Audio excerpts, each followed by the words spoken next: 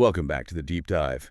Today we're conducting a reconnaissance mission into a very specific, very strange coordinate on the American map. Yeah, we're going off the grid. Literally off the grid. Yeah. We are heading into a region that the sources we've been looking at describe as a, quote, denied area. And that's a term you usually hear in, like, military operations, right? Yeah. Places you can't fly, can't broadcast, can't track anything. But in this case, we aren't talking about a foreign war zone or, some classified black site. No, we're talking about the Pine Curtain. The Pine Curtain. Just the name itself sounds heavy. It feels like you're describing a barrier between worlds, doesn't it? That's exactly what it is. I mean, we're talking about this dense hydrological complex, South Arkansas, East Texas. And the central thesis of the stack of documents we're covering today is just fascinating. What is it? It suggests that this whole region functions as a massive natural Faraday cage. Okay, let's pause on that. A Faraday cage.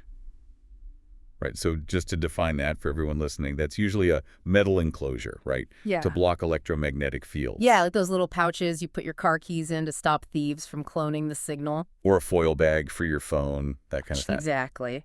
But here, the cage isn't made of copper, mesh, or aluminum. It's biomass. Biomass. Millions of acres of dense loblolly pine, this massive tangled network of swamps, and a heavy, humid atmosphere that feels like it has actual weight. Wow. And the argument from our sources is that this density creates a kind of dead zone for the modern digital life that we all rely on. So the premise is that the algorithms, the GPS tracking, the license plate readers, the entire OS level policing we're used to, it all just crashes when you cross that timberline. It fails. Yeah. Completely. And I mean, just think about the implications of that for a second. Yeah. We live in a world where we assume we are always being watched, always being tracked. But in the Pine Curtain, the signal dies. And when the software crashes, you revert to the hardware. The sources called this a regression to BIOS-level reality. I love that computer analogy. I really do. The operating system is the fancy interface, the thing you interact with, but the BIOS is that primal code that just tells the machine how to turn on. Precisely. If you are tracking a fugitive in, say, the Felsenthal National Wildlife Refuge, Google Maps is useless. Right. The satellite can't see through the canopy. You're suddenly back to primal physics, momentum, scent, heat, friction, things you can touch and feel. It really sounds like we're entering a different dimension where the rules of the 21st century just, evaporate. In a way, we are. We're looking at what the research calls the culture of the void. Because when you strip away that digital overlay of modern society, you don't just get empty space. You get a vacuum. You get a vacuum that fills up with a very specific, very old, and very, very brutal set of rules. And that is our mission today, then. Yeah. We are going to unpack the grand unification of this world. We're going to look at the linguistics, the actual sound of the void. Mm-hmm. We're going to look at the street codes, the whole economy of silence. We'll even touch on the history of comedy as a survival mechanism. And finally, how it all converges in this system, the sources call thermodynamic justice. It's a heavy topic. It is. And to navigate this, we have a guide. The sources kept referencing this specific archetype that really anchors this whole discussion. They call it the scholar rancher. I was really taken by this character profile. It feels like the total antithesis of the dumb cop trope you always see in movies. Oh, absolutely. The scholar rancher is the modern investigator who has adapted to the Pine Curtain. Mm. To survive here, they can't just be a law enforcement officer in the traditional sense. They have to be more. They have to be part physicist to understand, vehicle collisions at high speeds, part accountant to track complex timber theft, part psychologist to read body language when the dash cam isn't working, and this is crucial, part linguist. Which is where we need to start. Yeah. You can't understand the justice system of a region if you don't speak the language. Yeah. And I don't just mean the words. I mean the rhythm, the silence, the hidden meanings. Right. So let's open up section 1. The linguistics of the piney woods, or as the outline puts it, the sound of the void. The first thing that really struck me in the reading was this geopolitical divide. I think a lot of outsiders, and I'd include myself in this before this deep dive, tend to view the South as a monolith. Oh, yeah. One big accent. Right. One big culture, sweet tea and porches. Which is a fatal error if you're actually operating in the region. Yeah. The sources draw a sharp, jagged line between two very distinct geographies in South Arkansas, the Delta and the Timberlands. Let's break those down, Okay. because the difference seems to be literally in the dirt itself. It starts with the soil. It really does. The Delta is the lowlands. This is the alluvial plain along the Mississippi River. Historically, this is plantation country. The soil is incredibly rich, deep topsoil. The economy was built on cotton, and the demographics are heavily influenced by the Deep South, so Mississippi and Alabama. And that actually shapes the way people talk. Absolutely. The accent in the Delta is historically non-rhotic. Non-rhotic. Okay, so that means dropping the R sound, right? Oh, correct. Think of that classic, almost aristocratic planter accent, or the Gone with the Wind style, ka instead of car, foth instead of forth. So it's a softer sound. It's a very fluid, softer cadence. It sort of meanders, much like the river itself.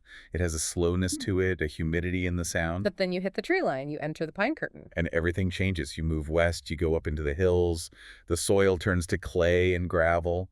This wasn't settled by planters with massive estates. This was settled by yeomen, farmers, loggers, Scotch-Irish immigrants. A completely different group of people. It's a hardscrabble geography. The Mhm. land fights you back. And it produced a hardscrabble dialect to match. So the R comes back with a vengeance. The dialect in the Timberlands is fiercely rhotic. It's a grinding, almost mechanical sound. This is the language of the saw and the skidder. Utilitarian. It's utilitarian, it's sharp. And this is where we encounter what linguists call the Southern shift. The vowel movement. I found myself trying to do this in the mirror while I was reading the notes, and it's harder than it sounds. The most prominent feature is something called monosondization. That is a $5 word for a very, very practical habit. In standard English, many of our vowels are what we call diphthongs. They have two parts. Okay. So take the word time. If you say it slowly, it's T-I-E-M. Your mouth moves from an ah sound to an e sound. It glides. Right, it's a compound movement of the mouth. You can feel it. It takes time to say time. In the piney woods, that glide is viewed as, well, inefficient. Wasted motion. Exactly. So they smooth it out into a single sound. Time becomes tom. Ride becomes ride. Fire becomes fire. It feels faster. It feels like you're just cutting the fat off the word. It's more direct, more utilitarian. But then, almost paradoxically, you get this other phenomenon called breaking. Okay, where's that? This is where they take a short, one-syllable word and they break it into two syllables to add rhythm or emphasis. Like the word cat. In the Timberlands, that's often kiat, or pen becomes payin. Key it's pay in. Wow. It adds this sort of syncopated rhythm to the speech, almost like a musical measure. So you've got this weird situation where you're shortening the long vowels and lengthening the short ones. It creates a very specific rolling cadence that is just unique to this area. Speaking of pen, we have to discuss the pin-pen merger. This is something I've actually experienced firsthand, and I never understood the linguistics behind it until now. I always just thought I was hearing it wrong. Oh, it's real. And it's a phenomenon that is near universal in this specific region. The vowel sound in pin, like a sewing needle, and pen, the writing instrument, it becomes phonetically identical when it appears before a nasal consonant. Like an N or M? Right, so they both just sound like pin. So if you walk into a general store in, say, South Arkansas, and you ask for a pen, the clerk genuinely does not know which object you want. The word itself has lost its distinction. Exactly. The vowels have collapsed into each other, and this forces the speaker to use what linguists call clarifiers. You never just ask for a pen, you have to ask for an ink pen or a stick pen. The ambiguity of the vowel shift forces a higher specificity in the vocabulary around it. That's fascinating. So the flaw in the accent, if you want to call it that, actually forces the speaker to be more precise with their nouns. It's a self-correcting system. A linguistic adaptation. It's a totally adaptive system. But the most sophisticated adaptation isn't in the vowels, it's in the grammar. It has to be the double modal. I might could do that. I used to could run fast. My high school English teacher would have just had a fit. She would have marked that in red ink immediately. Oh, absolutely. She would have called it redundant. Wrong. And she would have been missing the point entirely. The sources describe this not as bad grammar, but as the geometry of politeness. The geometry of politeness. Explain that. Why do we need two modal verbs? What's the geometry there? Well, think about the social dynamics of a small armed community. A place where reputation is everything and people are fiercely independent. Okay. If I say to you, I can fix your truck, that's a very direct statement of fact. It creates a binary. Either I do it or I don't. It can sound arrogant or it can sound like a command. It puts pressure on the situation. It's too direct. There's no wiggle room. Right. But if I say I could fix your truck, what am I actually doing there? Might suggests possibility. Maybe I'm free, maybe I'm not. Could suggests capability. I have the skills. Ah, I see. By stacking them, I am creating what they call a hedging mechanism. I am offering help without assuming the authority to do so. I'm giving you an out. I'm giving myself an out. It just softens the blow. It gives everyone space to maneuver. It creates a buffer zone. Or consider a command. Telling a neighbor you should move your fence is a declaration of war in some places. That's aggressive. Absolutely. But telling them, you should look at that fence line, that's a neighborly suggestion. It allows the other person to retain their autonomy. It's a linguistic safety valve that prevents conflict in a culture where conflict can turn lethal very, very quickly. It's incredible how much social intelligence is packed into what looks like a simple grammatical error. It's actually highly evolved diplomacy. And that same kind of precision applies to time as well. The phrase fixin' to. The classic Southern future tense. I'm fixing to go to the store. I've heard that my whole life. But it's not just the future tense. This is what's so interesting. It's the immediate future aspect. The sources are very clear on this distinction. Okay, what's the difference? You cannot be fixin' to do something next week or next year. You are only fixin' to do something if the preparatory action has already begun. So if I'm just sitting on the couch watching TV, I'm not fixing to go to the store. No. If you say it then, you're lying. Or at least you're not using the term correctly. But if you are putting on your boots, grabbing your keys, checking your wallet, then you are fixin' to go. It implies kinetic energy. Exactly. It tells the listener that the process has started. It's an operational status update, not just some vague plan for the future. This focus on operations and action. It seems to bleed into the occupational dialects, too. The sources listed some terms from the timber industry that are just, well, they are terrifying. The language of work in the Pine Curtain is the language of survival. I mean, logging is one of the most dangerous professions on Earth, and the vocabulary reflects that. It's visceral. Let's start with Widowmaker. Yeah, that's a broken limb hanging loose in the canopy. Maybe a storm broke it or another tree fell against it. It's silent, it's almost invisible from the ground if you aren't looking for it, and if the wind shifts just right, it drops. It drops and it kills you instantly. Hence, it makes widows. The name is a warning. And barber chair. That one stuck with me. The imagery is so vivid. That's a nightmare scenario for a logger. When a tree is being felled, if the tension is wrong, maybe the tree's leaning too hard, it can split vertically from the stump right up the trunk. Okay. As it splits, the back of the tree kicks out violently, like a barber chair leaning back, but with the force of a battering ram. It can decapitate a logger or crush them against another tree. Wow. So these aren't just slang terms, they are warning labels written in blood. And from the farming side of things, we have the turn row. The turn row is fascinating sociologically. I mean, technically, it's just the dirt strip at the end of a crop row where the tractor turns around. That's it. So it's more than that. In the culture of the Delta and the Timberlands, the turn row is what they call a liminal space. Liminal how? What does that mean in this context?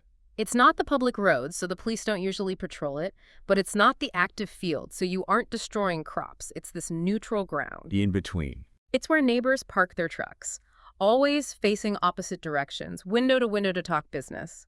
It's where our scholar rancher goes to interview a witness who won't come to the precinct. It's the conference room of the void. Precisely. It's where the real deals are cut, where information is exchanged. And speaking of interviewing witnesses, this brings us to probably the most critical linguistic tool for the scholar rancher, forensic linguistics. Right. And there was one specific word that the sources highlighted as a kind of siren for investigators. The word is cattywampus. Cattywampus. I've always heard that used to mean crooked or askew. That picture frame is cattywampus. Or you parked cattywampus. That's the civilian usage, and it's correct.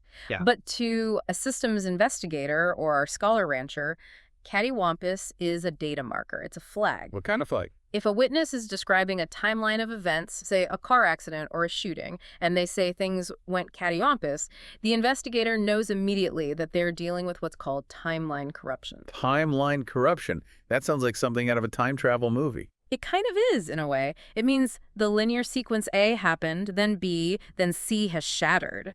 The witness is remembering things out of order, or the trauma of the event has scrambled the chronology in their head. So it's a sign of unreliability. It's a sign that the narrative is broken.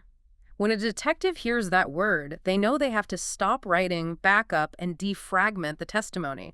They have to reassemble the timeline from scratch because the witness has just admitted the logic has failed. So cattywampus isn't just a colorful adjective, it's a sign of structural failure in the narrative itself. Exactly. And you really can't talk about the narrative of this region without talking about the master of it, Charles Portis. The author of True Grit. The sources describe his writing style as the rhetoric of Stoicism. Portis just captured the deadpan voice of the Pine Curtain better than anyone. In his world, which is the real world of South Arkansas, people react to chaos with this terrifying literalism and understatement. Like Maddie Ross in True Grit. Her father is murdered. She's in a completely lawless territory, but she's not hysterical. She's not crying in a corner. No, she's litigious. She's transactional. She quotes scripture and she demands receipts. That deadpan is a coping mechanism. When you work in a sawmill or a cotton field, you are constantly inches away from disaster. You can't fall apart every time things go cattywampus. You have to maintain. You have to maintain a fine as frog hair attitude. Fine as frog hair, which is absurd because frogs don't have hair. And that's the point. That's the absurd realism of the reading. You use these hyper-specific, impossible images, slicker than owl shit is another one, and you deliver it with a stone-cold, straight face. It's a way of asserting control over a chaotic reality. You are laughing at the absurdity of the world by being even more absurd than it is. So we have the language, we know how to speak, we know how to hide behind the double modal, and we know how to use humor as a kind of armor. But there's this whole other side to communication in the void, the decision not to speak. Right. Section 2, the code of the street, Yeah. or the semiotics of silence. This section of the research was, it was heavy. It moves from the linguistics of the worker to the linguistics of the underworld. And it seems to revolve around one core aphorism that defines the criminal element in the region. People talk because they have lips. People talk because they have lips. It sounds simple, almost childish, but it's actually a brutal philosophical statement. It's biological determinism. How so? What does that mean? It implies that for most people, civilians, amateurs, fools, speech is just a mechanical reflex. You have lips, therefore they flap. There's no brain engaged. It frames speech as a point of structural failure in the human machine. The sources call this the open mouth fallacy. A fool is made more of a fool when their mouth is more open than their mind. In this worldview, speech is viewed as leakage. It's entropy. Information is power, and when you speak, you are leaking that power. You're draining your own battery. So the professional, the operator, the smart survivor, practices what the sources call strategic opacity. And we have the perfect pop culture crystallization of this concept, which the sources analyze in depth. From Lil Wayne. Real G's move in silence like lasagna. Real G's move in silence like lasagna. I have to admit, when I first heard that line years ago, I just laughed. I thought it was just a silly, absurd line. But the analysis here changed my mind completely. It's a brilliant pun, but it's also a tactical doctrine. The G in the word lasagna is silent. It's staring you right in the face. It's hidden in plain sight. But the metaphor goes deeper. Lasagna is layered. It's messy if you cut into it, but on the surface, it's uniform and smooth. The real G moves in silence specifically to avoid the ear hustler. Ear hustler. That's prison slang, right? It is. It refers to someone who is hustling for information, using their ears, eavesdropping, gathering intelligence to trade for favors later. If you are loud, if you are talking because you have lips, you are feeding the ear hustler. You are giving away the only currency you have. Which leads directly to the economic theory of the void. Talk is cheap. We use that phrase as a cliche, but the sources argue that in the Pine Curtain, it is literal economic theory. Talk requires no capital investment. Anyone can open their mouth and make noise. So it's inflationary. It's inflationary and therefore worthless. Silence is scarce. Silence requires discipline, control. Therefore, silence is expensive. It has value. So the less you say, the higher your value. Correct. And if you talk too much, you might be accused of writing checks. Don't let your mouth write a check your ass can't cash. Mm-hmm. Again, a fiscal metaphor for violence. It frames every threat as a debt. If you threaten someone, you are taking out a loan against your physical capability, your reputation for violence. If you get called out, if the check comes due and you can't cash it through violence, you are bankrupt. And in this economy, bankruptcy means death. Or worse. Or worse, it means becoming an informant. Which brings us to the bestiary of betrayal. The sources list so many animal metaphors for the snitch, and they are all incredibly dehumanizing. Starting with rats. Scavengers. bottom feeders, disease carriers, and the rhyme that goes with it, rats get bats. It implies blunt force trauma. It's not a clean death, it's a pest control procedure. And smidges get stitches. A pedagogical rhyme. It's simple enough for a child to remember. It teaches the code of silence before you even know what a crime is. But the most interesting one to me, linguistically, is the canary. Sing like a canary. Yeah. Why is the canary the symbol of the informant? I don't know, because it's loud. Well, think about what a canary is. It's not a wild bird. It's a pet. It lives in a cage. It sings for the amusement of its master. When a criminal turns informant, they are admitting that they have been broken. They are no longer a wolf or a predator. They are a caged bird performing for the authorities. It's a total loss of status, a total loss of self. And finally, dropping dimes. I always associate this with basketball. A great assist. He dropped a dime to the corner. That's the modern usage, absolutely. But the etymology is dark. It comes from the era of the payphone. A call cost 10 cents, a dime. Dropping a dime meant putting a coin in the slot to call the cops on your crew.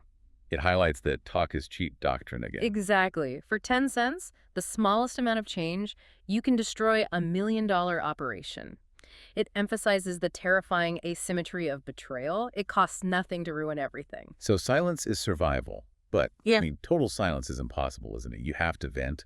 You have to process the trauma of living in the void. Yeah. And that brings us to section 3, comedy as survival. The architecture of the profane. This section of the sources was really compelling because it links the linguistic ruggedness of the region to the whole history of modern Black comedy. We're talking about the Mount Rushmore here. Yeah. The sources lay out this clear lineage. Red Fox, Richard Pryor, Eddie Murphy, Chris Rock. And the central argument is that these men didn't just tell dirty jokes. They used the blue spectrum profanity, raw sex, biological reality to dismantle respectability politics. Let's start with Red Fox. The sources call him the godfather of the underground. Before he was Fred Sanford on Sanford & Son, Fox was the king of the party record. These were vinyl albums sold under the counter. You couldn't play them on the radio. They were illicit contraband. And his central philosophy was, well, wash your ass. It sounds crude, but the source analyzes it as a deeply democratizing philosophy. Fox was obsessed with hygiene and odors. By focusing on that, on these base biological realities, he was stripping away social pretense. He was basically saying, I don't care if you're a doctor, a lawyer, or a ditch digger. If you don't wash, you smell. It brings everyone down to the biological level. It's the great equalizer. Exactly. It was a total rejection of the clean, safe, non-threatening image that white audiences demanded of Black entertainers at the time. He was asserting his right to be raw. Then Richard Pryor picks up that torch and runs straight into the fire with it. Pryor is the confessional philosopher. He had that famous epiphany in 1967 where he walked off stage in Vegas because he was tired of being what he called a Bill Cosby clone. He wanted to kill the clone. He started telling the truth. His truth. And his truth was painful. He used profanity not just to shock, but to access deep wounds. Drug addiction, freebasing, heart attacks, police brutality. He made himself incredibly vulnerable on stage. If Fox used the profane to attack the audience's pretense, Pryor used it to dissect his own soul. And then comes the swagger. Then comes Eddie Murphy. The rock star.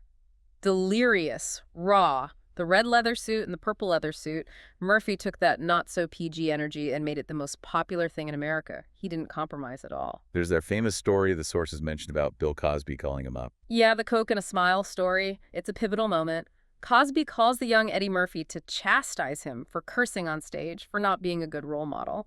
Murphy, shaken up, hangs up and calls Richard Pryor for advice. His hero. And Pryor, the elder statesman of the profane, tells him to tell Cosby to have a Coke and a smile and shut the expletive up. It was the passing of the torch. It was the validation of the entire not-so-PG lineage. It was Pryor telling Murphy, do not let them tame you. Do not let them make you respectable. In the void, respectability will get you killed. Authenticity is the only shield you have. And that lineage leads to Chris Rock, who the sources describe as the sociological analyst. Rock is different. He has the rhythm of a preacher, but the content of an economist. I mean, think about his bit on bullet control. I think the bullets cost $5,000. It's a joke, but it's also a market-based economic solution to violence. If bullets cost $5,000, there would be no innocent bystanders. You wouldn't shoot at someone unless you were absolutely sure you wanted to spend that money. It's brilliant. Or his breakdown of the class war within the community. He uses the most volatile language possible, the N-word versus Black people, to perform a high-wire sociological analysis of the glorification of ignorance. It's comedy, but it's doing the work of an academic paper. It's so dense. It's survival information packaged as entertainment. And the sources point to one film where all of this whole lineage converges. Harlem Nights, 1989. The only time Fox, Pryor, and Murphy shared the screen. It's a celebration of that profane camaraderie. They spend the whole movie checking each other, insult comedy, the dozens. But the underlying message is love. It shows that in a hostile world, this rough, aggressive language is actually a form of bonding. It's how you keep each other sharp. It's how you survive the void. So we've laid out the pieces. We have the linguistics, the southern shift, and the double modals. We have the silence, the real G, moving like lasagna. We have the comedy, the profane truth-telling. Now we have to put it all together. Section 4, the conclusion, the grand unification, or as the outline calls it, thermodynamic justice. This is where we return to the Scholar Rancher. We established that they have to be a polymath to survive. Let's break down their skill set in the context of what the sources call the Cooter cinematic universe, the Pine Curtain. First, the Scholar Rancher must be a physicist. We talked about the BIOS-level regression. When the digital tech fails, the police chase becomes a pure physics equation. The sources mention the TVI, tactical vehicle intervention. The PIT maneuver, basically. But doing it at 130 miles per hour on a narrow two-lane logging road isn't just driving. It's a complex calculation of kinetic energy. Mass times velocity. The Arkansas State Police doctrine is unique because they don't just chase, they engage. They use the car as a kinetic weapon. The undefeated charger. I saw that phrase in the notes. The blackout vehicle. They kill the lights to disappear into the darkness. It's the gamification of flight. The Scholar Rancher has to understand friction, center of gravity, and the yield point of steel. They are operating in a purely Newtonian universe, not a digital one. Second, they must be a psychologist. They have to read the BIOS, the human operating system. The sources talk about neurointerdiction. Watching the neck, is that what that is? Specifically the carotid artery. When a smuggler is stopped on the side of the road, the Scholar Rancher isn't looking at the license and registration. They are watching the pulse rate visible in the neck. They're looking for piloerection goosebumps on the arms on a hot, humid day. That's the body betraying the mind. You can't control that. It's the autonomic nervous system signaling a massive threat. You can lie with your mouth, people talk because they have lips, but you can't lie with your carotid artery. The body screams what the mouth is trying to hide. Third, the accountant. This is huge in the timberlands. Timber theft is a massive, almost invisible crime. How do you steal a forest? You don't do it with a chainsaw at midnight. You do it with paperwork. So how do you catch them? The Scholar Rancher has to use the Doyle scale, a specific arcane formula for estimating board feet in a log to audit the trucks and the records. And lifestyle analysis. Absolutely. If a guy hauling logs is reporting poverty wages, but he's driving a brand new $70,000 King Ranch F350, the math doesn't balance. That truck is a mathematical anomaly. The Scholar Rancher sees the discrepancy and pulls that thread. They are forensic accountants in camouflage. And finally, the linguist. Which we've covered. They hear cattywampus, and they know the timeline is broken. They hear the shift from I to we in a statement, and they know there's an accomplice they don't know about yet. They decode the silence. They speak the language of the void. But the Scholar Rancher isn't the only player on the board. We have to talk about the variable. This character, Rafe Delaney. Rafe is maybe the most fascinating figure in the entire source material. He is the stationary asset. While everyone else is running, the rabbit fleeing the kinetic engine of the state police Rafe doesn't run. He survives using high-confidence borrowed gravity. I just love that term. It's brilliant, isn't it? Rafe wears a Harris tweed jacket in the middle of a 100-degree swamp. He drives an Eddie Bauer Bronco. He uses formal titles. He creates what they call a narrative shield. He dresses like he doesn't belong there, so the rules don't apply to him. Is that the idea? Exactly. He creates this aura of such intense formality, such out-of-placeness, that the absurdity of the region simply slides off him. He is the turtle as witness. Correct. The turtle doesn't outrun the car. The turtle pulls into its shell and waits for the car to pass. It outlasts. Rafe survives because he respects the slow, grinding systems of the void, the hydrology, the mud, the humidity, rather than trying to beat the speed of the kinetic engine. He knows that eventually the engine will run out of gas, but the mud always remains. And this leads us to the final concept, the verdict of the void. Thermodynamic justice. This is the most chilling part of the research, I think. It's the idea that justice in the Pine Curtain isn't moral, it's mathematical. Take the 419 algorithm. Arkansas Code 564419. The the drug statute. To the Scholar Rancher, this isn't a law about good and evil, it's a math problem based on aggregate weight. Oh, yeah. If you have 1 gram of meth and you mix it with 2 grams of a cutter-like vitamin B, the law doesn't see 1 gram of meth, it sees 3 grams of mixture. So the mixture becomes the reality. The math dictates the felony class. The thermodynamics of the mixture determine your fate. It's not about intent, it's about weight. And then there is the ultimate closed loop, the carceral continuum. The perfect circle. Consider this cycle.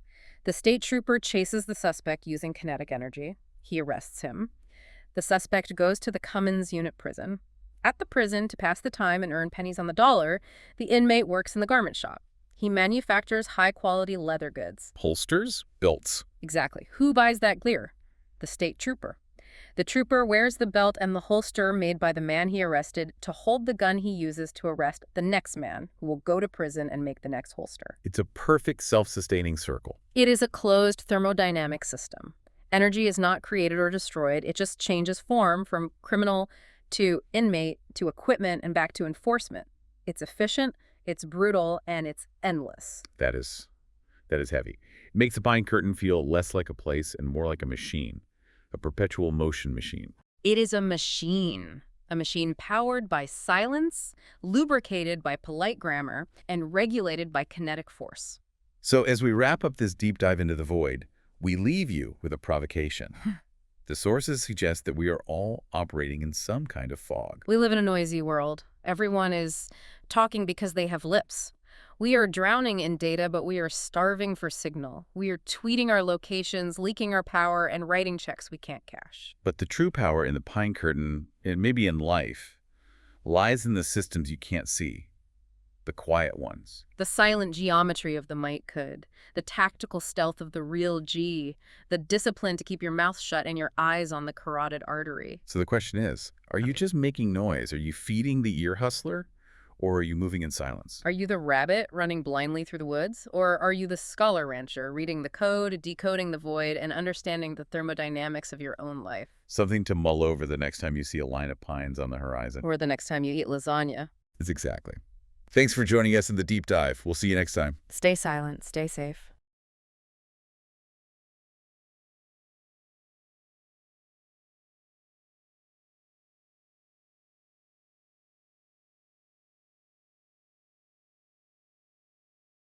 Welcome back to the deep dive. Today we are strapping in for something that starts at about 130 miles an hour on a dark highway. And well, it ends in absolute pin drop silence in a small windowless room. It's quite a journey. It is. We are looking at a stack of research today that effectively, it completely rewrites the script on how we perceive law enforcement. It really does. You know, when we usually think of policing, we think of it as a physical contest. It's the kinetic stuff. Right, the sirens, the lights, the action. Exactly. Fast cars, foot chases, wrestling matches, handcuffs. But the materials we have today, and they range from tactical manuals on high-speed pursuits all the way to psychological breakdowns of, interrogation transcripts. Yeah. They just paint a very different picture. A much different picture. Yeah. And the term the sources kept using, which I found fascinating, is the cerebral arena. Mm-hmm. The core idea here is that modern policing has really evolved from a game of, let's say, physical dominance into a contest of cognitive warfare. It is, at its core, it's a battle of minds. It's one person's brain against another's. And our mission today is to trace that whole trajectory. We're going to start on the highway, inside the mind of a suspect fleeing at top speed. The psychology of the chase. Okay. Then we're going to move into the quiet tension of the interrogation room, specifically looking at how detectives methodically dismantle a lie. And that's where things get really interesting. Oh, yeah. And finally, we'll get microscopic, looking at the tiny linguistic clues and even the biological signals that betray us when we try to deceive. It's fascinating because the sources frame this as a journey from high entropy, the absolute chaos of the road. Total chaos? To zero entropy, the completely controlled environment of the interview room. Which is really just a fancy way of saying we're going from total chaos to total control. So let's start with the chaos. Let's start with the chase. The sources describe this dynamic as hunter versus rabbit. And I think the first question that always comes up when you watch those dash cam videos on YouTube is, why run? Right. It seems insane. Statistically, the odds of escaping a modern police force are. They're terrible. You've got radios, you've got helicopters, you've got these coordinated grids. So why do people do it? Is it just pure panic? Well, it's rarely a rational calculation. I mean, if you sat down and did a cost-benefit analysis with a spreadsheet, you'd Yeah. pull over every single time. There's no question. Of course. But the research points to a very specific and very powerful cognitive trap called the sunk cost fallacy. Okay, so let's unpack this. Sunk cost is usually something we talk about in like economics or maybe a bad business deal. Mm. You know, I've spent $1 million on this failing factory, so I can't stop now. How does that apply to a high-speed chase? That's the terrifying part about that math. It ceases to be math. It becomes a glitch in the software of your brain. So think about the moment the blue lights turn on behind you. Okay. The driver has a split second to decide, stop or go. So I'm the driver. Light turns blue. If I pull over, what? I get a speeding ticket? Maybe I have a warrant I'm worried about? It's a known quantity, though. It's a known quantity. But let's say you panic. You punch the gas, even for just 5 or 10 seconds, just a little burst of acceleration. Okay, I've accelerated. I'm committed, even for a moment. In that moment, you have just purchased a felony evasion charge. That is your initial investment. You have bought the pursuit. And there's no refund policy on felonies. None whatsoever. You can't return it. So now your brain enters this loop called the escalation of commitment. The logic center, your prefrontal cortex, it just shuts down, and the desperate animal brain takes over. Fight or flight part. Exactly. And it says, I am already going to jail. I have already paid the price, so I might as well gamble on the upside. And the upside is that 1 in a million chance of escape. It is. The sources call it doubling back aversion.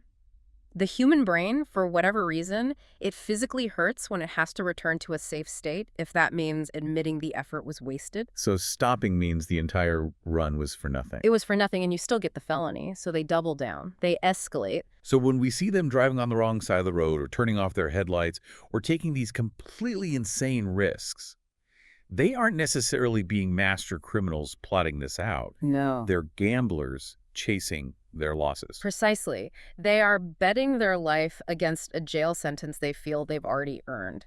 And the only way the math works out in their head is if they get away. And the sources mention that this isn't just about avoiding jail anymore, is it? There's a whole cultural element to this now, specifically what they call the gamification of flight. This part really blew my mind. This is a disturbing, but I have to admit, fascinating trend. We're seeing a generation that's been heavily influenced by video games. Specifically titles like, say, Grand Theft Auto, where running from the police is a core gameplay loop. It's a challenge to be beaten. Right, it's not a legal problem, it's a level you have to clear. Exactly. You get points for it. I read this section on the undefeated Charger, and I honestly thought it was an urban legend or, internet folklore. You're telling me there are people treating a darker-than-dark rural highway like it's a literal video game lobby. It's not folklore at all. It's a subculture. And game is absolutely the operative word here. Because when I think of a police chase, I think of pure panic, sweaty palms, hyperventilating, Yeah. the world closing in. Well, that's because you're thinking like a normal person who fears consequences. These drivers. Some of them are operating in a gamified reality, and the sources point specifically to the blackout phenomenon. Okay, explain that. What is blackout? You take a high-performance machine, usually a Dodge Charger, sometimes a modified Mustang or something similar, and you wire in kill switches for the lights. So they can kill the brake lights and taillights, but keep the engine at full power. That's it exactly. They cut all the rear lights, brake lights, tail lights, even the little tag lights, while the engine is screaming at 140, maybe 150 miles an hour down a 2-lane road with no streetlights. So to a police helicopter or even the dash cam in the car behind them, they just vanish. They become a ghost. In the rural darkness, yes. And for these drivers, the pursuit isn't a crisis. It's a boss battle. A boss battle. It is a competitive event.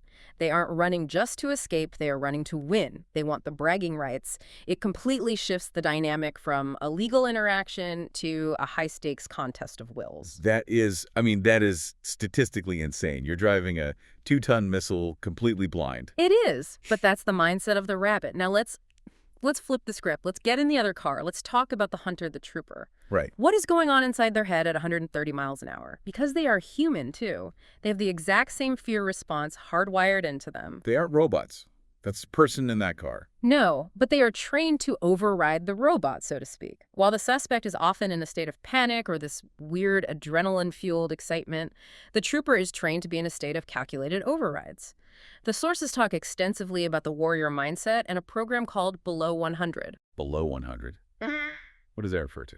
It's a nationwide safety initiative. The goal is to keep line-of-duty deaths below 100 per year across the country. But in practice, for the officer, it's about conditioning. The goal is to override the natural mammalian fear response. When you are driving that fast, your body wants to shut down. It's an unnatural situation. Totally. The trooper trains to turn a terrifying life-or-death situation into a calculated math problem that can be solved. And there are physiological barriers they have to break through, right? Mm. The sources mention tunnel vision as a major enemy in these situations. That's a huge one. It's Right. probably the biggest one.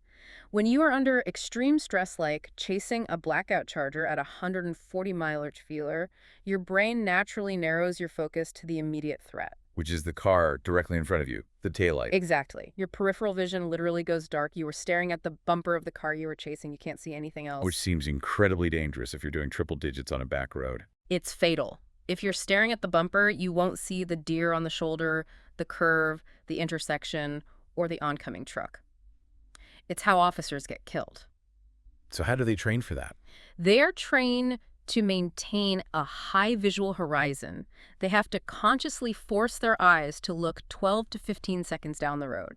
So they're looking through the suspect vehicle rather than at it. Precisely. They are anticipating the future rather than reacting to the present. Mhm. And that leads to the other key concept the sources discuss, the OODA loop. The OODA loop. Observe, orient, decide, act. Yeah. This is a fighter pilot term, isn't it? From Colonel John Boyd. It is, but it applies perfectly here. The tactical goal in a pursuit is to cycle through your OODA loop faster than the suspect cycles through theirs. So you're not just trying to drive faster than them, you're trying to think faster than them. You're trying to overload them. Think about it from the suspect's point of view. They have to drive. They have to observe the road ahead, orient themselves to where they are, where they're going, decide to turn left, and then act on that decision by turning the wheel. Okay, that's their loop. Right. The trooper's job is to disrupt that cycle by applying pressure, using the sirens, the lights, changing the pitch of the siren, positioning the cruiser like you're about to do a PIT maneuver. They're flooding the suspect with new data points. It's information overload. Exactly. The suspect now has to process too much information, observe the cop in the mirror, orient to the upcoming curve, decide what to do, hear the siren change pitch, see the lights. Their loop gets clogged.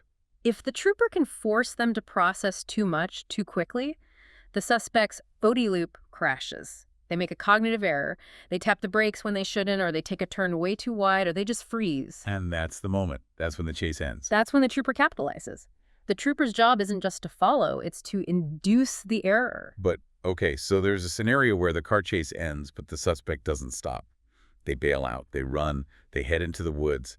The sources call this the pine curtain. Right. And this is the point where the high-tech advantage of the police force starts to fail. The sources describe the dense forests and swamps of a place like rural Arkansas as a Faraday cage. A Faraday cage, okay. That blocks signals, right? Like if you put your phone in a microwave oven but don't turn it on. Yes, exactly. The dense canopy of leaves blocks thermal cameras from drones or helicopters. The remote location kills cellular GPS signals. From the suspect's point of view, they feel invisible. They think they've beaten the machine. They're back to nature. But nature has its own operating system, which is where the sources talk about the BioOS. The biological operating system, the K9 unit. And this is fascinating because it's a tactical admission that sometimes millions of dollars in technology can't beat millions of years of evolution. The nose. The nose, it's that simple. The sources describe the K9 as an olfactory sensor grid. When a suspect runs into a swamp, especially in the humid south, the atmospheric conditions actually help the dog. It's called scent pooling. Scent pooling. What is that? The humidity in the air is heavy. It holds the scent plume, which is just the dead skin cells and sweat the suspect is shedding, close to the ground and the surface of the water. It doesn't dissipate into the air like it would in, say, the dry desert of Arizona. So the very environment the suspect thinks is hiding them, the wet, dense, miserable woods, is actually painting a giant olfactory target on them for the dog. Precisely. The environment becomes a trap. And the psychological impact is massive. The sources note that a suspect might feel they can outdrive a trooper or hide from a helicopter, but the fear of the dog, that's an evolutionary predator. It breaks their invincibility complex. It's primal. It's not a legal fear anymore. It's a deep biological fear. It is. They realize they can outrun a car, but they cannot outrun a nose. And that's usually where the rabbit finally gives up. So, the rabbit is caught. The handcuffs go on. The adrenaline dump is finally over. And now comes the shift. We are moving from the road to the room, from the chase to the interrogation, and the sources make this really interesting transition here. We leave the road, we enter this quiet room, and the text describes it as a hardware swap, going from BIOS to OS. It's the perfect metaphor for the mental shift that an officer has to make. Think about your computer. Okay. When you first press the power button, deep down in the motherboard, there's the BIOS, the basic input-output system. It's very, very simple. Is the fan on? Yes or no? Is the hard drive connected? Yes or no? It's binary. It's survival mode, just the basics to function. Exactly. That is patrol work. That is the chase. Is that a gun? Is he running? Turn left, turn right. It's high speed, low latency, immediate reaction. You don't have time to ponder the meaning of life at 130 miles an hour. You just need the fan to spin so the whole thing doesn't overheat. Right. But once the cuffs are on, the environment changes. We enter that zero entropy state. The chaos stops. The room is quiet. It's controlled.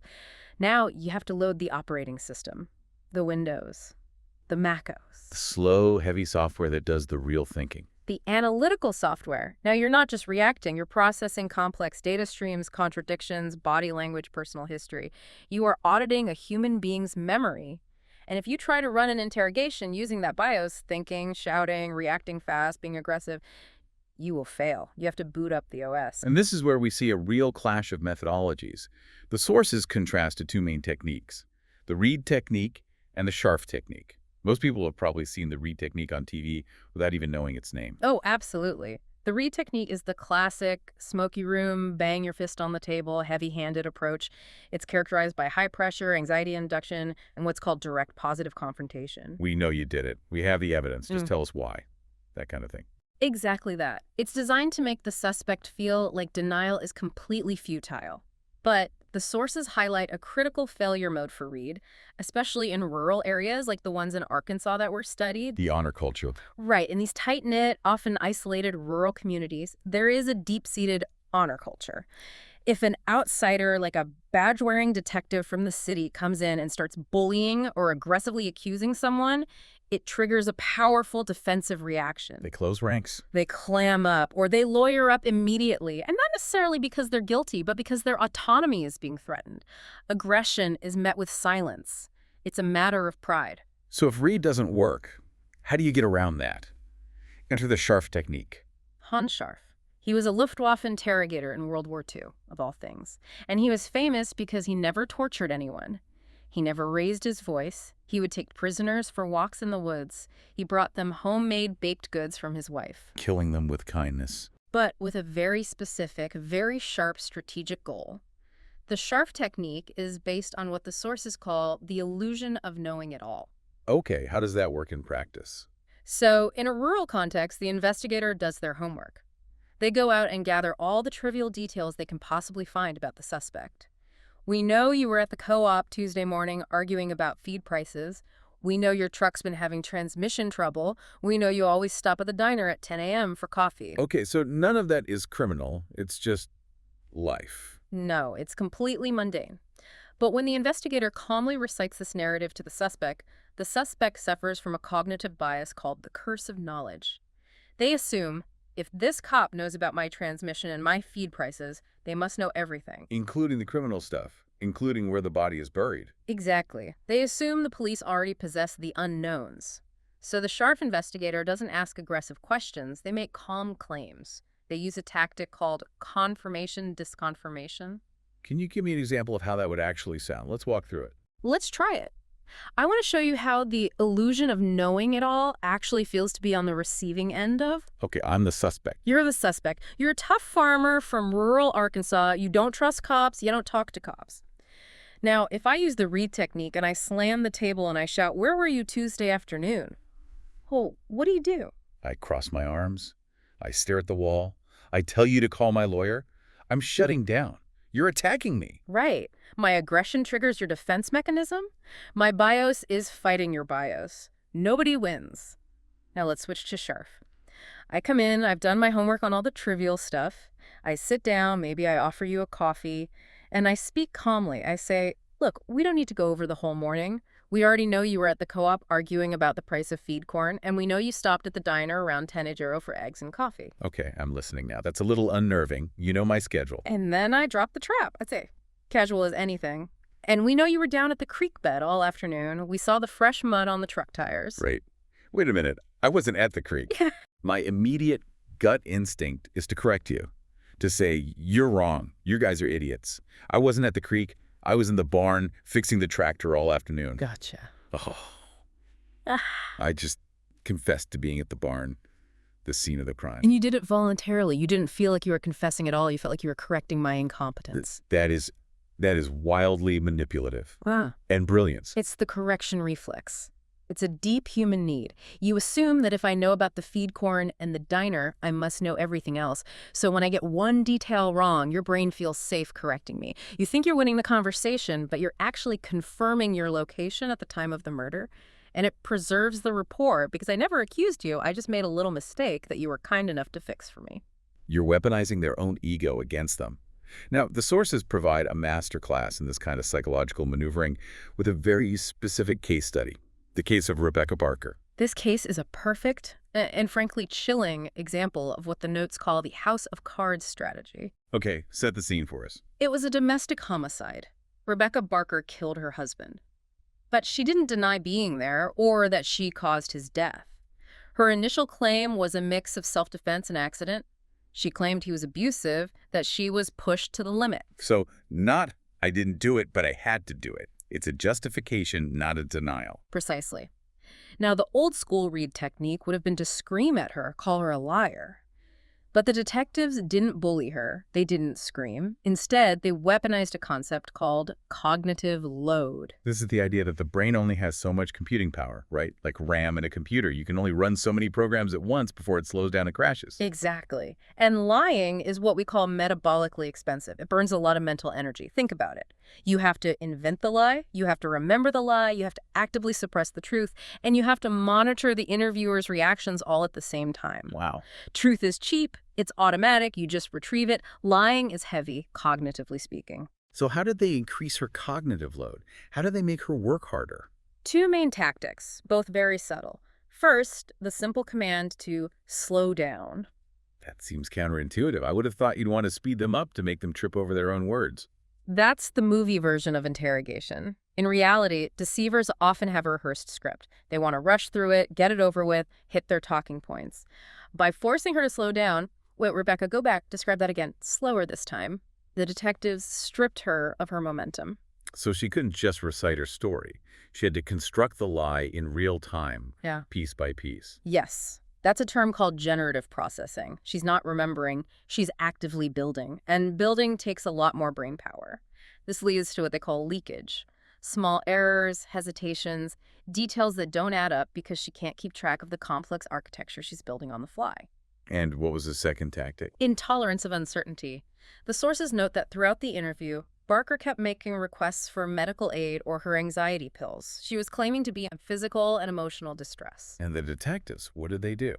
They didn't say no, but they didn't say yes either. They gave vague answers. We'll see about that later. Someone's looking into it. They just ignored the requests. That sounds cruel. But it wasn't just cruelty. It was tactical.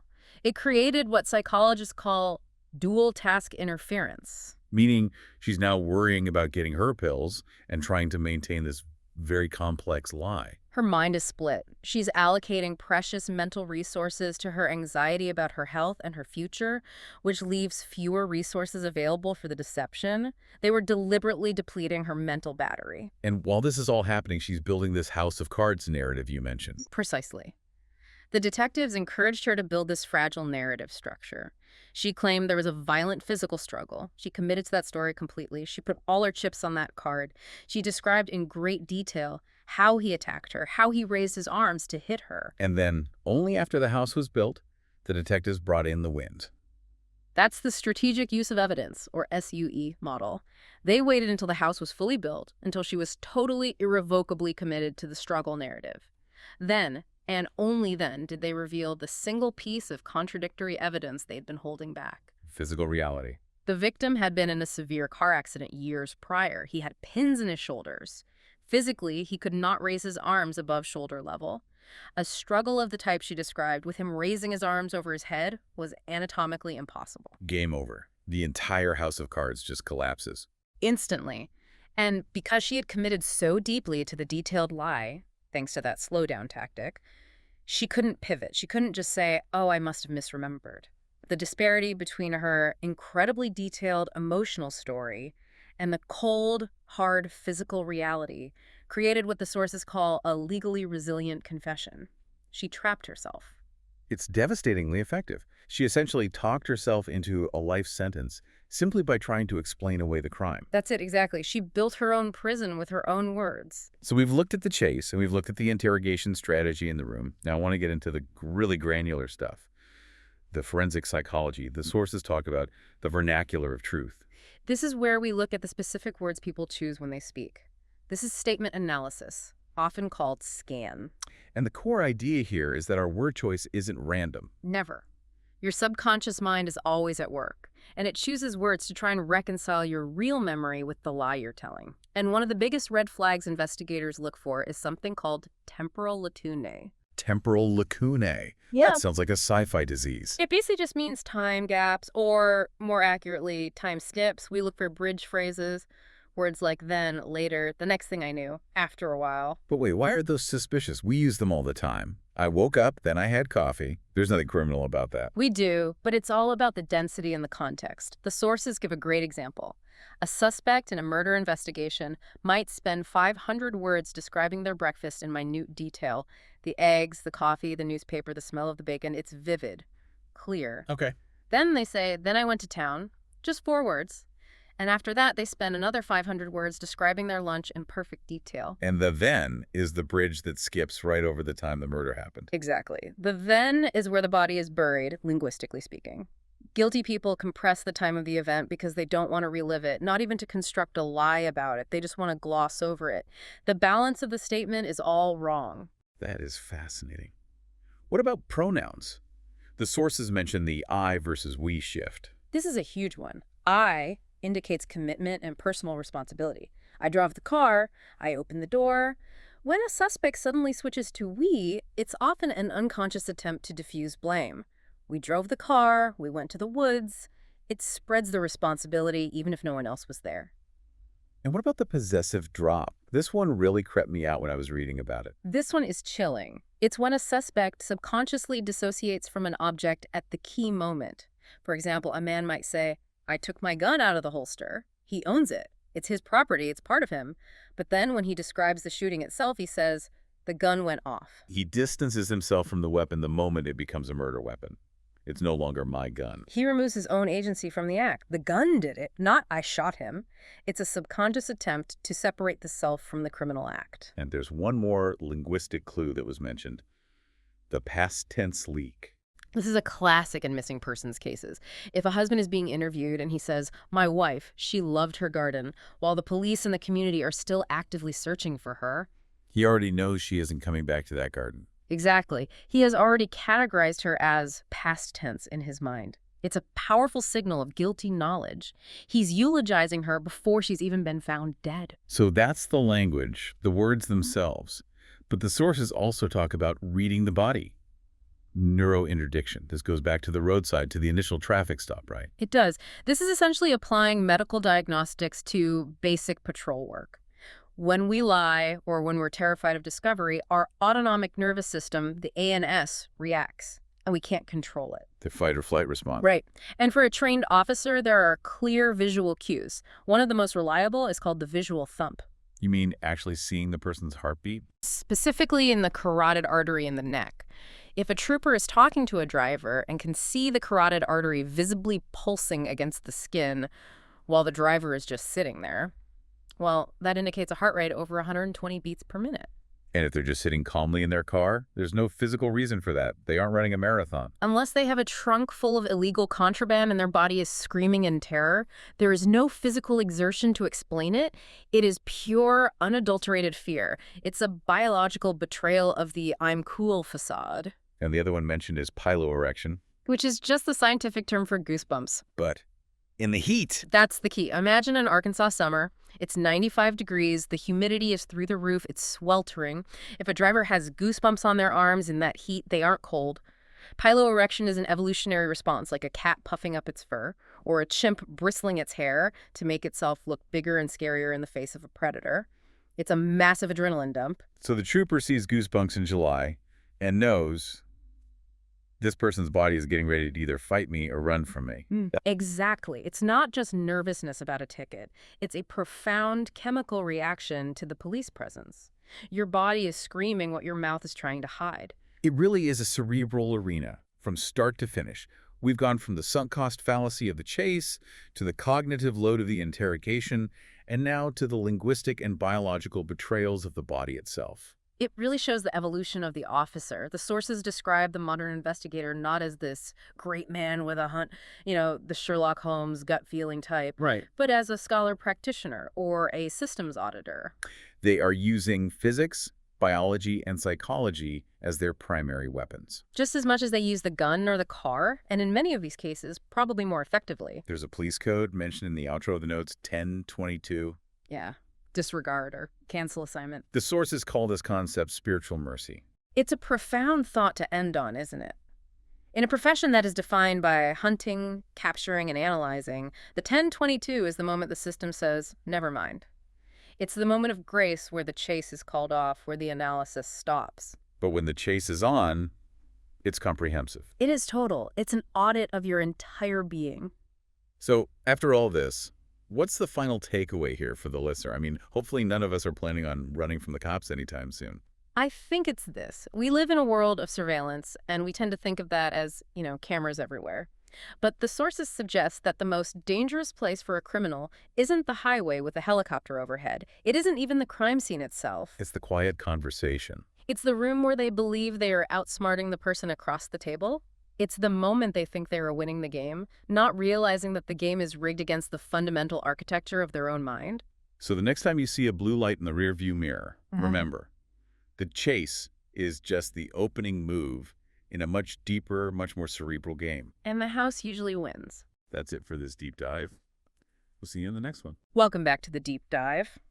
Usually when we sit down to go through a stack of sources, we're looking at something pretty global tech trends, a big slice of history, maybe some, broad psychological concept. The 30,000-foot view. Exactly. Yeah. But today feels different. We are zooming in, way, way in. We are. We're getting very specific, very granular today. We are heading to a place that, honestly, until I started digging into these files, I didn't realize was such a distinct world unto itself. We're going to the American South, specifically South Arkansas, and even more specifically than that, a region the locals call the Pine Curtain. The Pine Curtain. I mean, the name itself is so evocative, isn't it? It sounds like a barrier, like the Iron Curtain, but made of trees. And as I was reading through these tactical dossiers and forestry reports, that actually seems to be exactly what it is. That's no exaggeration. We aren't just talking about a forest here. We're talking about a landscape that, it seems, actively fights back against the modern world. That's the absolute key theme for today. We're looking at a collision, a fundamental conflict. On one side, you have the entire apparatus of the modern surveillance state. Right. Satellites, algorithms, digital tracking, cell pings. All of it. And on the other side, you have this dense, almost primal hydrological complex of loblolly pine and swampland that creates what the sources call a denied area. A denied area. Now, that's military terminology, right? It is, yeah. It usually refers to a combat zone where an army can't operate freely because of enemy fire or, some other threat. But here, the threat is the geography itself. Precisely. In the context of this deep dive, it refers to places like the Felsenthal National Wildlife Refuge and the timberlands around it. It is quite simply a place where the old-school rules of physics and geography completely trump the new rules of digital policing. Okay, so our mission today, then, is to unpack the machine that was purpose-built to dominate that specific environment. Our sources call it the kinetic engine of the Arkansas State Police. It's a fascinating case study in adaptation. I mean, a truly extreme example. You have a police force, the ASP, that has evolved a very specific set of tools and a very, very aggressive philosophy to handle this one unique terrain. And we're going to get into all of it. We're going to talk about something called super PACs, 150-mile-per-hour chariots, and a doctrine they call apex predator.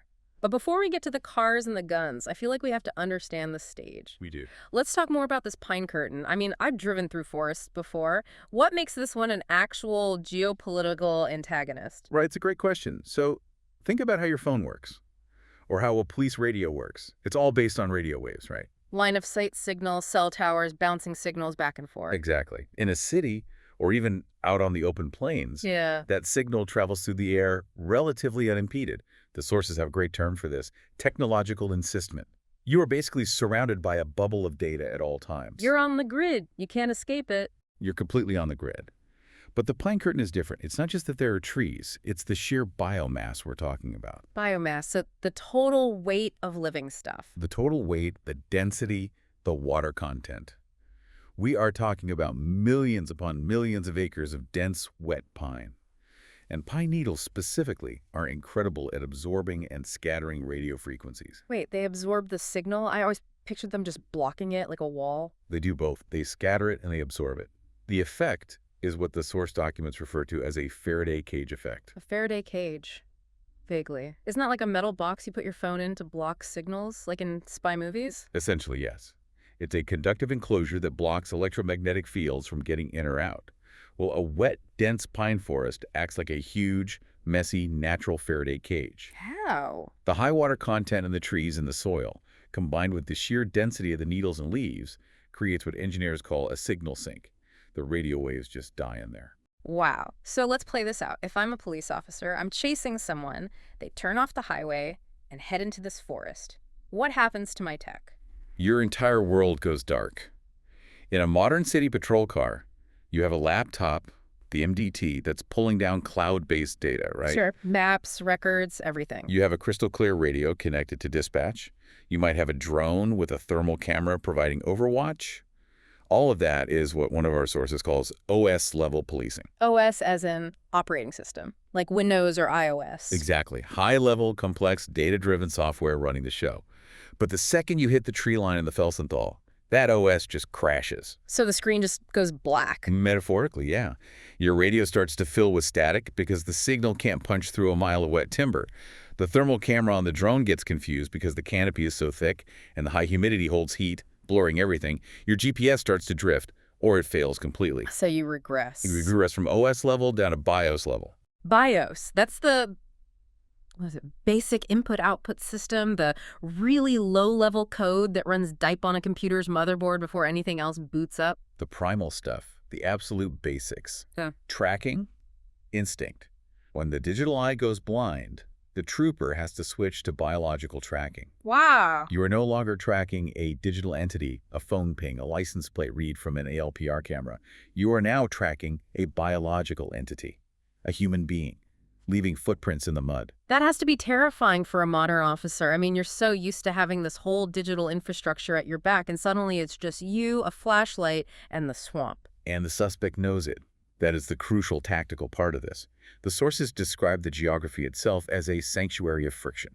Sanctuary friction, I like that. The suspect knows that if they can just get off the pavement and into the timber, the state's massive technological advantages almost completely evaporate. It creates a leveling of the playing field. It can even tilt it in the suspect's favor.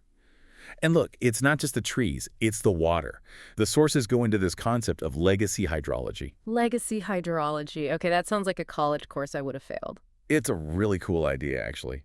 It's the theory that crime, especially trafficking, flows through historical and geographical channels, just like water follows the path of least resistance. Okay.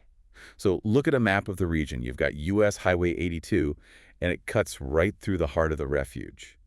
The sources call it a capillary vessel for contraband. An asphalt river. A perfect asphalt river for moving drugs, money, whatever, from Texas to the Mississippi.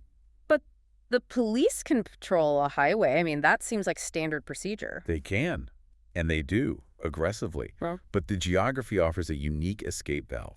The documents call it the Grand Marais loophole. Grand Marais, that sounds French. It is. It means big swamp. It's another name for the Felsenthal Basin. And a loophole they describe as something called waterborne decoupling. Okay, you have to break that down for me. Waterborne decoupling. All right, imagine you are a trafficker. You've got a trunk full of illicit cargo. You're driving down Highway 82, and suddenly, boom, blue lights fill your rearview mirror. My heart's in my throat. In a city, you're probably trapped, right? You might try to run, but you'll hit a dead end, a traffic jam, a red light. You're on their turf. Contained. But in the Pine Curtain, you have another option. You drive to a pre-planned spot, maybe one of the dozens of little boat ramps along the Wakeeta River. You transfer the load from the car to a small John boat with an outboard motor, and you just disappear into the black water of the swamp. You decouple the crime from the road. You've got it. You shift domains. Yeah. That patrol car, that incredible 150-mile-per-hour kinetic weapon we're about to talk about, it cannot swim. The moment that cargo hits the water, the trooper's multi-million-dollar advantage drops to zero. So the geography creates these specific choke points for the criminals, but it also creates these unique escape hatches that standard policing it just can't handle it. Which brings us, finally, to the super PAC. If the environment itself is an antagonist, and the suspect can and will use that environment against you, then the state police have to adapt in a pretty extreme way. They can't just be traffic cops. They have to be hunters. They have to dominate the parts of the environment they can control, which is the asphalt. And this is where we really get into the kinetic engine. The sources describe this super PAC concept. It's not just a list of equipment, is it? No, not at all. It's a system. A complete synergistic integration of tool and mindset. You have the machine, the car, you have the weapon, the rifle, and you have the philosophy, the doctrine. And they all have to work together. Perfectly together to achieve what the documents call total spectrum dominance in a denied area. Okay, let's start with the philosophy then, because frankly, some of the language in these documents it's intense. It is. Apex predator, kinetic de-escalation. This does not sound like, protect and serve in the Mr. Rogers sense of the term. Yeah, it isn't. And we really have to be clear about the distinction here. Most municipal policing, your local city cops, they generally operate on what you could call a risk aversion model. Meaning their primary goal is to avoid danger. To avoid liability, really, and collateral damage. If a suspect starts fleeing in a car at high speed through a dense urban area, the standard protocol now, in many places, is to disengage. Just turn off the lights and stop the chase. Exactly.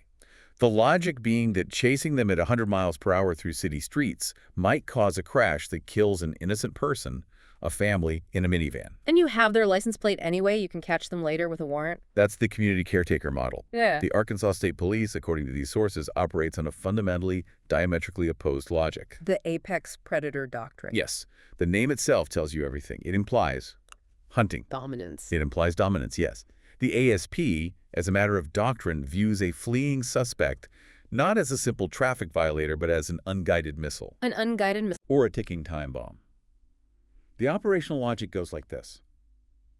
The suspect has already demonstrated a reckless, depraved indifference to human life by the very act of fleeing at 130 miles per hour. Okay. They are now a lethal weapon careening down the highway.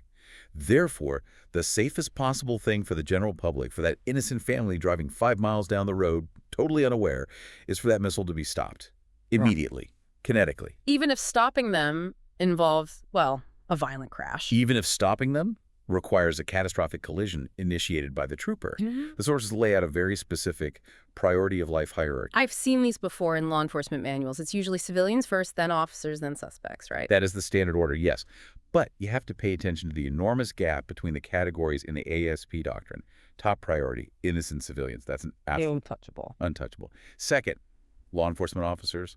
And then third, a very, very distant third, the suspect. So the suspect's personal safety it's almost irrelevant when weighed against the risk they pose to the public. In the cold, hard calculus of the apex predator, yes. The suspect has, by their actions, forfeited their right to safety by becoming the active threat. And this is where that term you mentioned, kinetic de-escalation, comes into play. Yeah, I really tripped over that term when I was reading kinetic de-escalation. It sounds like a complete contradiction. I mean, usually de-escalation means talking someone down, lowering the temperature. Calming the situation. Right. And kinetic means movement, force, energy. How can you use force to de-escalate? It does sound like an oxymoron. Mm. But think about the core variable of the threat. The threat is speed. A car parked on the shoulder is not a threat. A car moving at 140 miles per hour is a kinetic weapon of immense power. Right. The only way to truly de-escalate that specific threat is to remove the velocity. You have to stop the object. You have to remove the kinetic energy. And if the driver of that object won't stop voluntarily, you're left with only one option. You must apply an overwhelming opposing kinetic force. You crash the car to stop the car. You escalate the physical contact to de-escalate the overall danger posed by the velocity. It's a brutal logic. It's physics as a legal and ethical argument. One source calls it thermodynamic justice. And to execute that kind of justice, you need a very specific psychological profile in your troopers. You can't just be a good driver. You have to be willing, at a moment's notice, to use your vehicle as a battering ram. The documents break this down into a psychological battle between the rabbit and the hunter. I'm assuming the rabbit is the suspect. Yes. And the analysis of the rabbit's psychology is just fascinating. The sources point to the sunk cost fallacy. Oh, I know that one. It's the gambler's fallacy, right? I've already lost this much money. I have to keep playing to win it back. That's it, exactly. Now, apply that to a pursuit. Imagine you're the suspect. You've got a warrant, maybe some drugs in the car. You're speeding. You see the blue lights. You make a split-second terrible decision. Yeah. You punch the gas. Okay, now you're in it. Now you're doing 100, then 120. You've just committed a serious felony, fleeing and eluding. So the thought process becomes, well, I can't stop now. I'm already going to jail for a long time for running. If I stop, I lose for sure. Right. I've invested too much risk. If I stop, I lose everything. But if I keep going, maybe, just maybe, I can get away. It creates this powerful cognitive loop where escape becomes the only logical option in their mind. The rabbit will drive until the wheels literally fall off because their brain will not let them accept the sunk cost of stopping. So what about the hunter, the trooper? What's going on in their head? The hunter has to fight against millions of years of human evolution.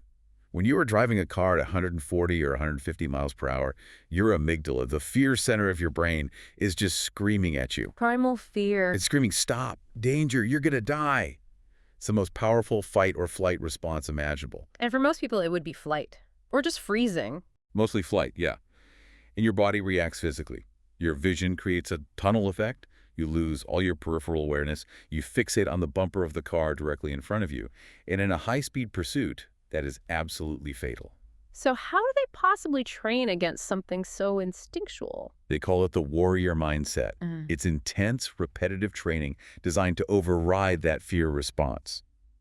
They train to maintain a high visual horizon. What does that mean? It means forcing your eyes up. Don't look at the bumper in front of you. Look a half-mile, mile down the road. You're not driving the car you're in. You're driving 3 moves ahead of the car you're chasing. You have to anticipate the flow of traffic that the suspect hasn't even seen yet. You have to remain icy calm in the middle of a tornado of your own making. That's the job. And to do that, to stay that calm at 150 miles per hour while preparing to ram another vehicle, you need a machine you can trust implicitly. You need the Chariot, The Dodge Charger pursuit. the one and only. This isn't just a car, is it? I mean, the way the sources talk about it, it's treated like a mythical beast, a piece of Excalibur. It's a 4,200-pound, purpose-built kinetic weapon. And we really do need to geek out on the specs for a minute because they explain why this specific car is the chosen tool for this specific job. Okay, let's pop the hood. What are we looking at? We are looking at the 5.7-liter HEMI V8. Puts out around 370 horsepower. Okay, I'm going to play devil's advocate here for a second. 370 horsepower, that's fast, sure. But there are plenty of production cars on the road that are way faster than that. A new Mustang GT has, what, close to 500? A decent Tesla would smoke that off the line. In a straight line. On a clean, dry drag strip, absolutely. But horsepower is, for the most part, a marketing number. The number that really matters in a pursuit, especially in the geography of the Pine Curtain, is torque. Torque, the twisting force. The low-end grunt. The Charger has 395 pound-feet of it. So why does torque matter more than top speed in this context? Because of the mud. And because of the median. Median. Picture the scenario. You're the trooper.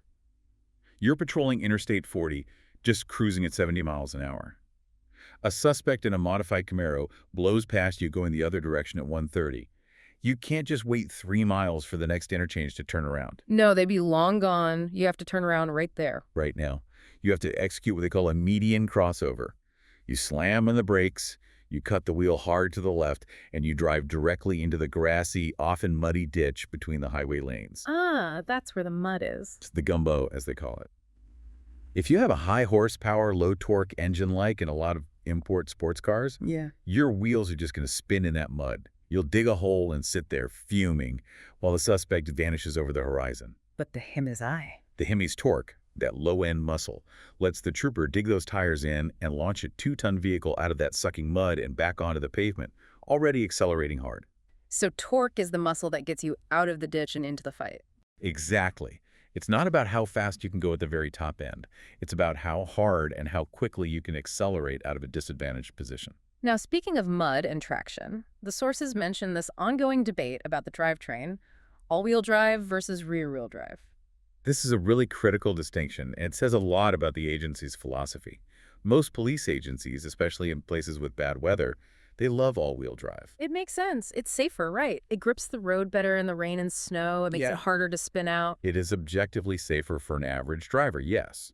But the ASP, for their high-performance pursuit vehicles, overwhelmingly sticks with rear-wheel drive. Why? I mean, if AWD is safer and they're dealing with mud, why choose the option that slips and slides more? 2 big reasons. The first is simple: weight. An AWD system adds about 150 pounds of complex hardware right over the front axle of the car. That adds weight and it hurts your acceleration. Okay, so it's a performance penalty. It is. But the second more important reason is about vehicle dynamics. AWD cars are designed to be stable. They tend to understeer. Understeer. That's when you turn the steering wheel, but the car wants to keep going straight, right? Plowing forward. Exactly. At very high speeds, if you try to make a sharp turn, an AWD car will fight you. It wants to plow. A rear-wheel drive car, on the other hand, allows for oversteer. It allows the driver to intentionally get the back end of the car to slide out. You're talking about drifting, like in the movies. Controlled slides. Tactical drifting, you could say. The ASP doctrine assumes the trooper isn't an average driver. They are a gunfighter behind the wheel, an expert who can handle a car at the absolute raggedy edge of adhesion. They want a car that rotates and pivots, not a car that plows safely. That requires an incredible amount of confidence in your driver's skill. It requires the apex predator mindset from top to bottom. And we haven't even touched on the slick top configuration yet. The slick top, okay, so that just means no big light bar on the roof, correct? Correct. No Mickey Mouse ears, as some of them call it.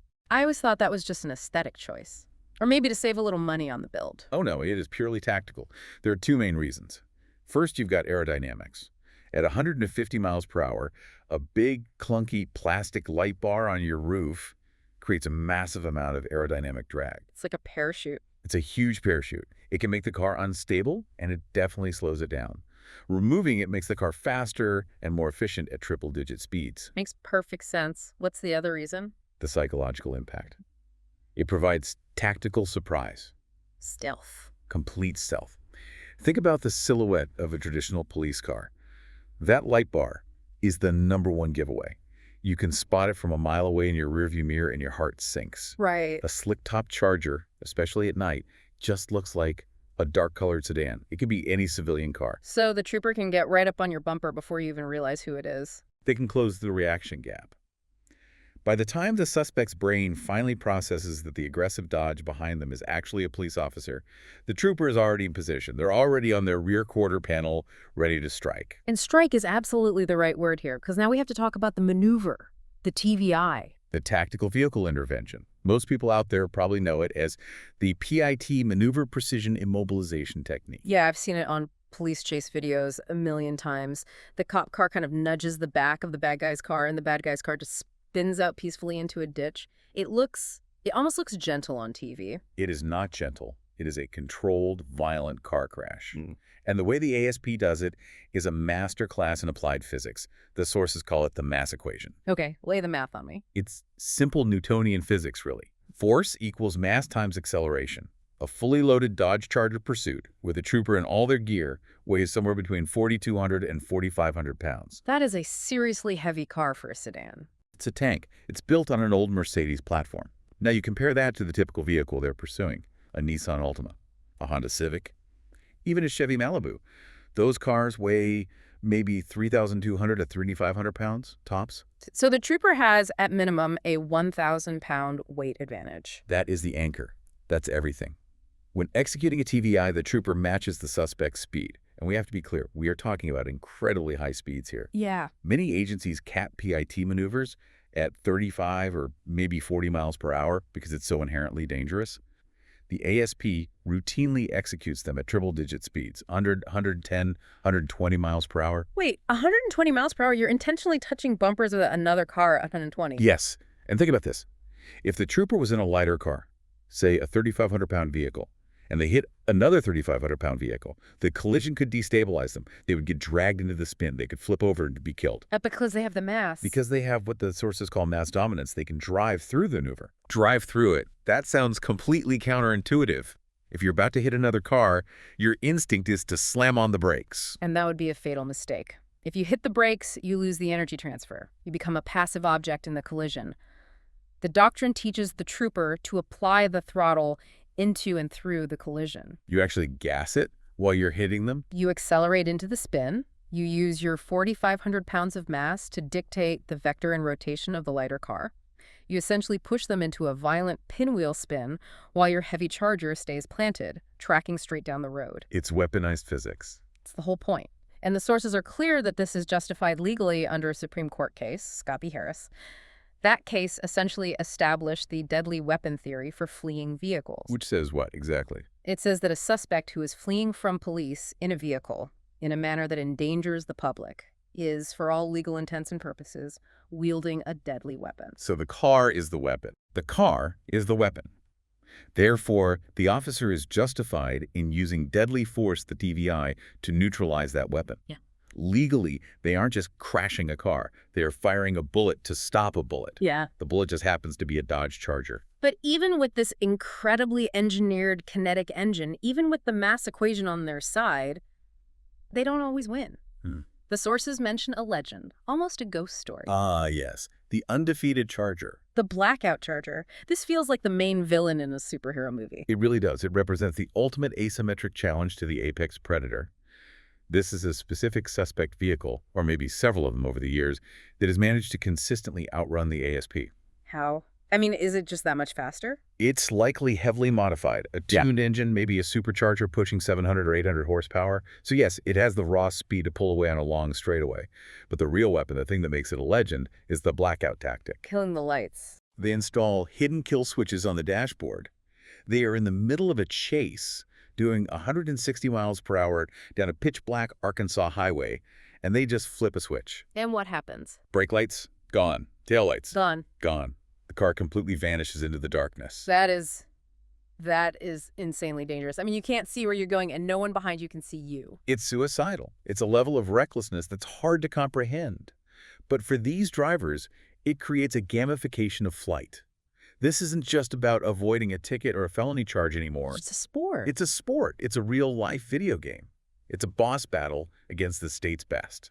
And they're literally playing with their own lives, and everyone else is on the road. Exactly.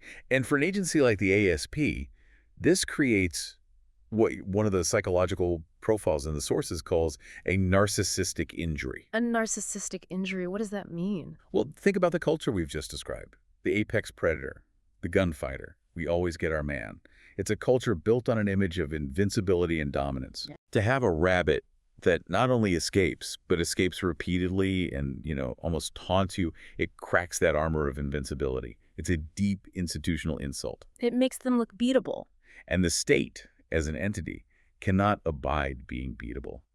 This single legend, this one undefeated car, is what fuels the entire Wolfpack strategy. The Wolfpack. The Wolfpack. If one Charger can't catch you, then 10 Chargers will. They use saturation patrols. They will literally flood a 100-mile stretch of interstate. You might be faster than one car, but you aren't faster than the radio network, assuming you're not in the Faraday cage yet. And you certainly aren't faster than the sheer volume of the state's resources. It's a perpetual arms race, a kinetic arms race played out on public highways. It is, and that arms race extends beyond the car. We absolutely have to talk about what happens when the cars finally stop, one way or another. We have to talk about the weaponry. This section of the dossier was genuinely surprising to me. Usually when you read about government agencies, they buy the cheapest stuff possible. It's always the lowest bidder principle. Right. You get the tool that meets the bare minimum standard for the absolute minimum price. It's all about fiscal responsibility. But the ASP issues its troopers the Wilson Combat WC-15 rifle. Which is not a budget rifle, Yeah. not by a long shot. I looked this up. Wilson Combat is a high-end, semi-custom firearms manufacturer, and they're based right there in Berryville, Arkansas. They are the Rolex or the Ferrari of the AR-15 world. So my question is, why does a state trooper need a Rolex rifle? This is the concept of boutique lethality. It's about sending a message. Let's just look at the spec for a second. These rifles have match-grade stainless steel barrels. Stainless steel. Isn't that really heavy and shiny? It is heavier, yes. And it's not great for camouflage. Yeah. But it is incredibly, incredibly accurate. It resists heat warping after firing multiple shots, which means your point of impact doesn't shift. Okay, so it's a precision instrument. And what about the hand-matched receivers? That's another custom touch. It means a gunsmith at the Wilson Combat Factory actually sat at a workbench and hand-fitted the upper and lower parts of the rifle together. Oh.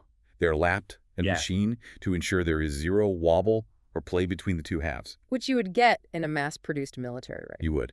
A standard M4 can be pretty rattly. This is built like a Swiss watch. So why do they do it? Is it just, local pride because it's an Arkansas company? I think that's definitely part of it, supporting a local business. But the sources argue it's much deeper than that. It's about the signal it sends. It's about identity. How so? If you hand an officer a generic, mass-produced, rattly rifle, you're sending them a message that they are a cog in a machine. They're just standard issue, Replaceable. replaceable. But if you hand them a $2,000, maybe $2,500 custom-built precision instrument, you are sending a very different message. You're telling them you are not a cog. You are a specialist. You are a gunfighter. And we expect you to perform at that level. We expect you to be able to make a difficult, precise shot at 100 yards under the immense stress of a gunfight. It elevates their self-image. It reinforces that elite paramilitary identity that the entire kinetic engine is built on. It tells them that violence is a craft to be mastered, not just a line item in a job description. They also shifted their sidearms recently. This seems like a small technical detail, but the sources say it's actually really important. They moved from the big .40 and .45 caliber pistols to 9mm. Yeah, to the Glock 17 and the Glock 45, which are both 9mm. I always thought the old school logic was bigger is better. The .45 caliber has more stopping power, right? That was definitely the old logic, the brute force theory. But the new logic is all about capacity and science. Modern 9mm ammunition with today's ballistic technology has improved to the point where it is just as effective at stopping a threat as the bigger, older rounds. But with less recoil. Much, much less recoil. A 9mm kicks a lot less than a .45, which means the gunfighter can put more rounds on target more accurately in a shorter amount of time. In a chaotic highway engagement with cars and civilians everywhere, shot placement and accuracy is everything. And capacity, I assume. And capacity. You can fit more 9mm bullets in a magazine of the same size. So it's a strategic shift from relying on one big clumsy punch to relying on a higher volume of faster, more precise strikes. Capacity and science. It fits the whole theme we're talking about. Optimization. Everything is optimized. The car, the gun, the tactic. But there is one last piece of gear that we haven't talked about, and honestly, this is the one that really stuck with me the most after reading all this. The belt. The belt. Yeah. And the carceral continuum. Yeah, the dossier has this whole section on Cummins leather. And at first I thought, who cares about a leather belt? This is getting too granular. But then I read where it comes from. It's a small detail that reveals the entire system. The ASP troopers, particularly their more traditional or senior members, wear these beautiful floral embossed leather duty belts and holsters. Very traditional looking. Very intimidating. Yeah, they look like something a sheriff from an old Western in the 1800s would wear. It definitely adds to the whole mythos of the trooper. The gunfighter mythos. Absolutely. But they aren't made in some luxury leather factory in Italy or, by a boutique craftsman in Texas. They're made by an entity called Arkansas Correctional Industries, the state's prison inter program. Yeah. Specifically, these items are manufactured inside the Cummins unit, a maximum security prison farm in Lincoln County, Arkansas. Okay, so let's trace this loop out loud because it's staggering. Please do. The trooper, the hunter, chases a suspect down Highway 82. He uses the kinetic engine, the charger, the TVI, the whole system to catch him. Right. He arrests him. The suspect goes to court, gets convicted. He gets sentenced to the Cummins unit prison. And then, as part of his prison labor, that inmate sits down at a workbench and hand tools the floral pattern onto a leather holster that the next trooper will buy and wear to go out and catch the next suspect. It is a perfect closed loop. The sources call it a carceral continuum. That is incredibly dark. It's almost literary in its construction. It's what one source calls industrial irony. The very tools of enforcement are forged by the population they serve to contain. The trooper literally wears the captured labor of the convict on his hip. It physically binds them together, the hunter and the prey, connected by a piece of tooled leather. It raises a pretty profound and uncomfortable question about the ultimate purpose of the entire system. Is the goal public safety, or is the goal the maintenance of this bizarre, self-sustaining industrial loop? And the laws themselves seem to support the loop. We have to quickly talk about the 419 statute. The math equation. In most places, 419 is a police code for a dead body, but in Arkansas, it's the state statute for drug possession, and the sources describe it as an algorithm designed for long-term incarceration. It all centers on a legal concept called aggregate weight. This is so crucial to understanding how the loop gets fed. Let's say a low-level dealer has 1 gram of pure methamphetamine. Okay. That's a felony, sure, but it might be a lower-level one. Right. Now, let's say that dealer wants to stretch his product to make more money. So he mixes that 1 gram of pure meth with 10 grams of a cutting agent. It could be sugar, MSM, baby powder. It doesn't matter what it is. So now he has 11 grams of powder, but it still only contains 1 gram of actual illegal drugs. Scientifically, yes. But legally in Arkansas, under the 419 statute, the law treats the entire mixture as if it were pure methamphetamine. He is charged with possessing 11 grams of meth. The inert filler material counts as the drug. The aggregate weight of the entire mixture is what determines the severity of the charge and the length of the sentence. So by cutting the drug to make a few extra bucks, the dealer is mathematically guiding himself into a much, much higher felony bracket. He's solving a math problem for profit, but the state is solving a math problem for prison time. That's a perfect way to put it. The 419 statute ensures long, mandatory prison sentences. Those long sentences feed the inmate population of places like the Cummins Unit. The Cummins Unit feeds the ACI workshops with labor. The workshops feed the state police with equipment. And the state police go back out on the road to find more 419 violations. The wheel just keeps on turning. The kinetic engine isn't just about the car on the highway. It's about the entire ecosystem. From the mud of the Felsenthal that hides the suspect, to the charger that hunts them, to the prison that holds them, to the very belt that equips the hunter for the next hunt. It is one massive, fully integrated machine. Designed for total spectrum dominance. And we have to be honest, it works. That's the chilling thing. It is incredibly effective at what it's designed to do. So to bring this all back around to the listener, what does this all mean for us? I mean, if I'm just a regular person driving through South Arkansas on a road trip. It means you need to understand where you are. You aren't just in the woods. You are in a specific geopolitical zone, the Pine Curtain, where the rules of engagement are fundamentally different than they are in, say, suburban Ohio. The community caretaker model is not the one operating in your rearview mirror. No. The apex predator is. And that predator's on the hunt, constantly scanning for a rabbit. And if you run... If you make the decision to run, in that instant, you stop being a person with rights. You become a physics problem. You become an unguided missile. And the Arkansas State Police have spent millions of dollars and decades of institutional training to solve that physics problem with a 4,200-pound hammer. Kinetic de-escalation. Kinetic de-escalation. Man, that is a lot to process. The interplay between the geography, the technology, the psychology, and the philosophy. It's incredibly intense. It is. But it's a powerful reminder that policing isn't a monolith. It adapts. It evolves to fit its environment. The ASP is what it is because the Pine Curtain is what it is. The trees shape the tactics. The mud shaped the car. And the prison shaped the belt. And the prison shaped the belt. Well, I think that is a perfect, if haunting, place to leave it for today. A perfect closed loop. Indeed. So the next time you're driving down a long, dark stretch of American highway and you see those headlights suddenly appear and close the gap behind you, check your speed and remember the kinetic engine. And maybe watch out for the blackout charger. Thanks for listening to this deep dive. We'll see you next time. Welcome back to the deep dive. Today we are going properly off-road. Mm-hmm.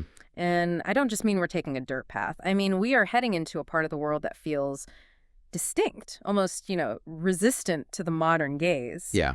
We are going to the Pine Curtain. The Pine Curtain. I mean, it is such an evocative name, isn't it? It really is. It implies something you have to physically pull back, like a real curtain, just to see what's actually going on inside. Exactly. Right. We're talking about South Arkansas, specifically Ashley County, the bottomlands, the heavy timber. And the sources we have for today, they paint this picture of a place that's defined by a very specific kind of tension. A conflict, really. Yeah. On one hand, you have this incredibly chaotic physical reality. You've got swamps, dense pine plantations, river bottoms that flood and hide things. I mean, it's a landscape that naturally resists surveillance. It absolutely does. It's an environment that encourages what one of the sources calls technological encystment. Encystment, that's a great word. It is. It basically means it walls itself off. The geography itself fights against transparency. You can't just put up a camera and see everything. But on the other hand, and this is really where the core of our deep dive is today, you have this rigorous, almost, I'd say, aggressive attempt to impose mathematical order on that chaos. Right. We aren't talking about high-speed chases today. We've done the kinetic side of things in the past. Yeah. You know, the Dodge Chargers, the roadblocks, that's all the loud stuff. Mhm. Today, we are quieting way, way down. We are looking at the paper trail. Which is so often much more devastating than the physical trail. Oh, absolutely. You can outrun a car. You might be able to hide in the woods. Yeah. But that paper trail, it's sticky. It follows you. So that's the theme, the clash between the ledger and the landscape. How do you police a place like this using math? I mean, how does a spreadsheet catch a criminal when the mud literally covers their tracks? Yeah. And to guide us through this, we have this fascinating archetype from the reading, the scholar rancher. I love this term. Yeah. It sounds like a character class in a really sophisticated RPG, you know? It totally does. Or maybe like a figure from a Cormac McCarthy novel if it was written by an accountant. Exactly. So set the stage for us. Who is the scholar rancher? Because this is not just a sheriff with a badge and a gut instinct. No, not at all. Far from it. If you really look at the evolution of rural policing, especially in these areas with high-value natural resources like timber, well, a tough guy approach just has a ceiling. You can't just arrest your way out of a complex financial crime. You can't. The scholar rancher is a systems investigator. Yeah. They're a hybrid.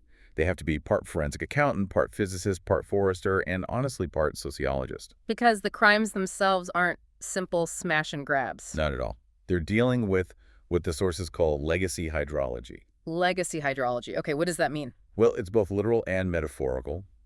Crime in these areas flows like water through historical fissures. Maybe it was moonshine running in the 1920s through a certain valley, and now it's methamphetamine or timber theft or drug running.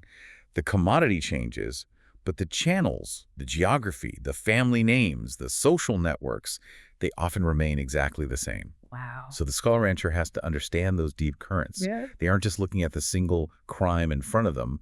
They are looking at the entire ecosystem that produced it. So that's our mission today. We are going to unpack that toolkit. We're going to dissect the forensic mindset, and we'll look specifically at how they use the net worth method and something called Benford's Law. Right. Then we're going to get into the weeds, or I guess into the woods, I should say, on timber theft and this thing called the Doyle scale. Regional grift. Yes. And finally, we're going to look at what the sources call the Ashley County Theater, which is all about the strange politics of fire trucks and industrial risk. It's a journey that goes from the spreadsheet to the tree stump and then to the fire station. And at every single stop, we're going to see how math is used to reveal a reality that people are desperately trying to hide. Okay, so let's start with the money. Section 1. The forensic mindset. The sources, they really emphasize that there is a massive difference between a regular auditor and a forensic accountant. A world of difference. They call it the epistemological shift. That sounds heavy. What is the practical difference there? It sounds academic, but it's probably the most important concept to grasp. It all comes down to what's called the expectation gap. The expectation gap. Yeah. Think about a standard external auditor, the big accounting firm that comes in once a year. Right, they check books. Their goal is to provide reasonable assurance that the financial statements are free of material errors. And the key word there is errors. That's the one. They are looking for mistakes, Mm-hmm. typographical errors, Mm-hmm. Putting an expense in the wrong category. Their starting position is one of professional neutrality. So they basically assume the client is honest, but maybe a little bit sloppy. Exactly. It's a trust-based system for the most part. They ask for a receipt, you give them a receipt, they check a box. They aren't there to hunt for criminals. Okay, so they are kind of like the spell checkers of the financial world. They're making sure the grammar is right. That's a great way to put it. Now flip the switch completely. The forensic accountant, their starting position is totally different. How so?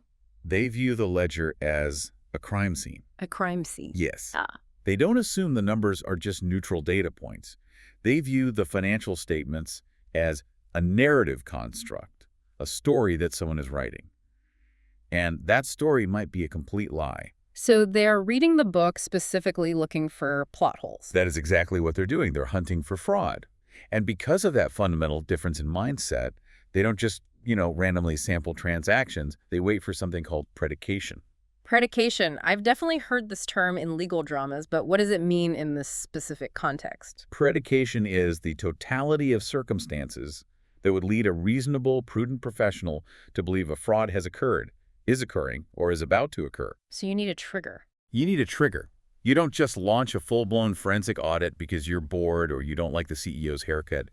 You need something concrete, a tip line call, a massive and unexplainable discrepancy in inventory, an employee whose lifestyle suddenly doesn't match their salary at all. And once you have that The predicate, gloves come off, you stop asking politely for documents, and you start digging, subpoenaing, and analyzing everything. Okay, so once they're in that investigative mode, the sources say they use the fraud triangle to profile the suspect. I've heard this term, but walk us through the 3 points.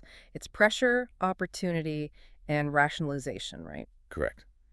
And it's the convergence of all three that creates the perfect storm for a trust violator. A trust violator. I like that term. It's more accurate than just thief, because these are often people you'd never suspect.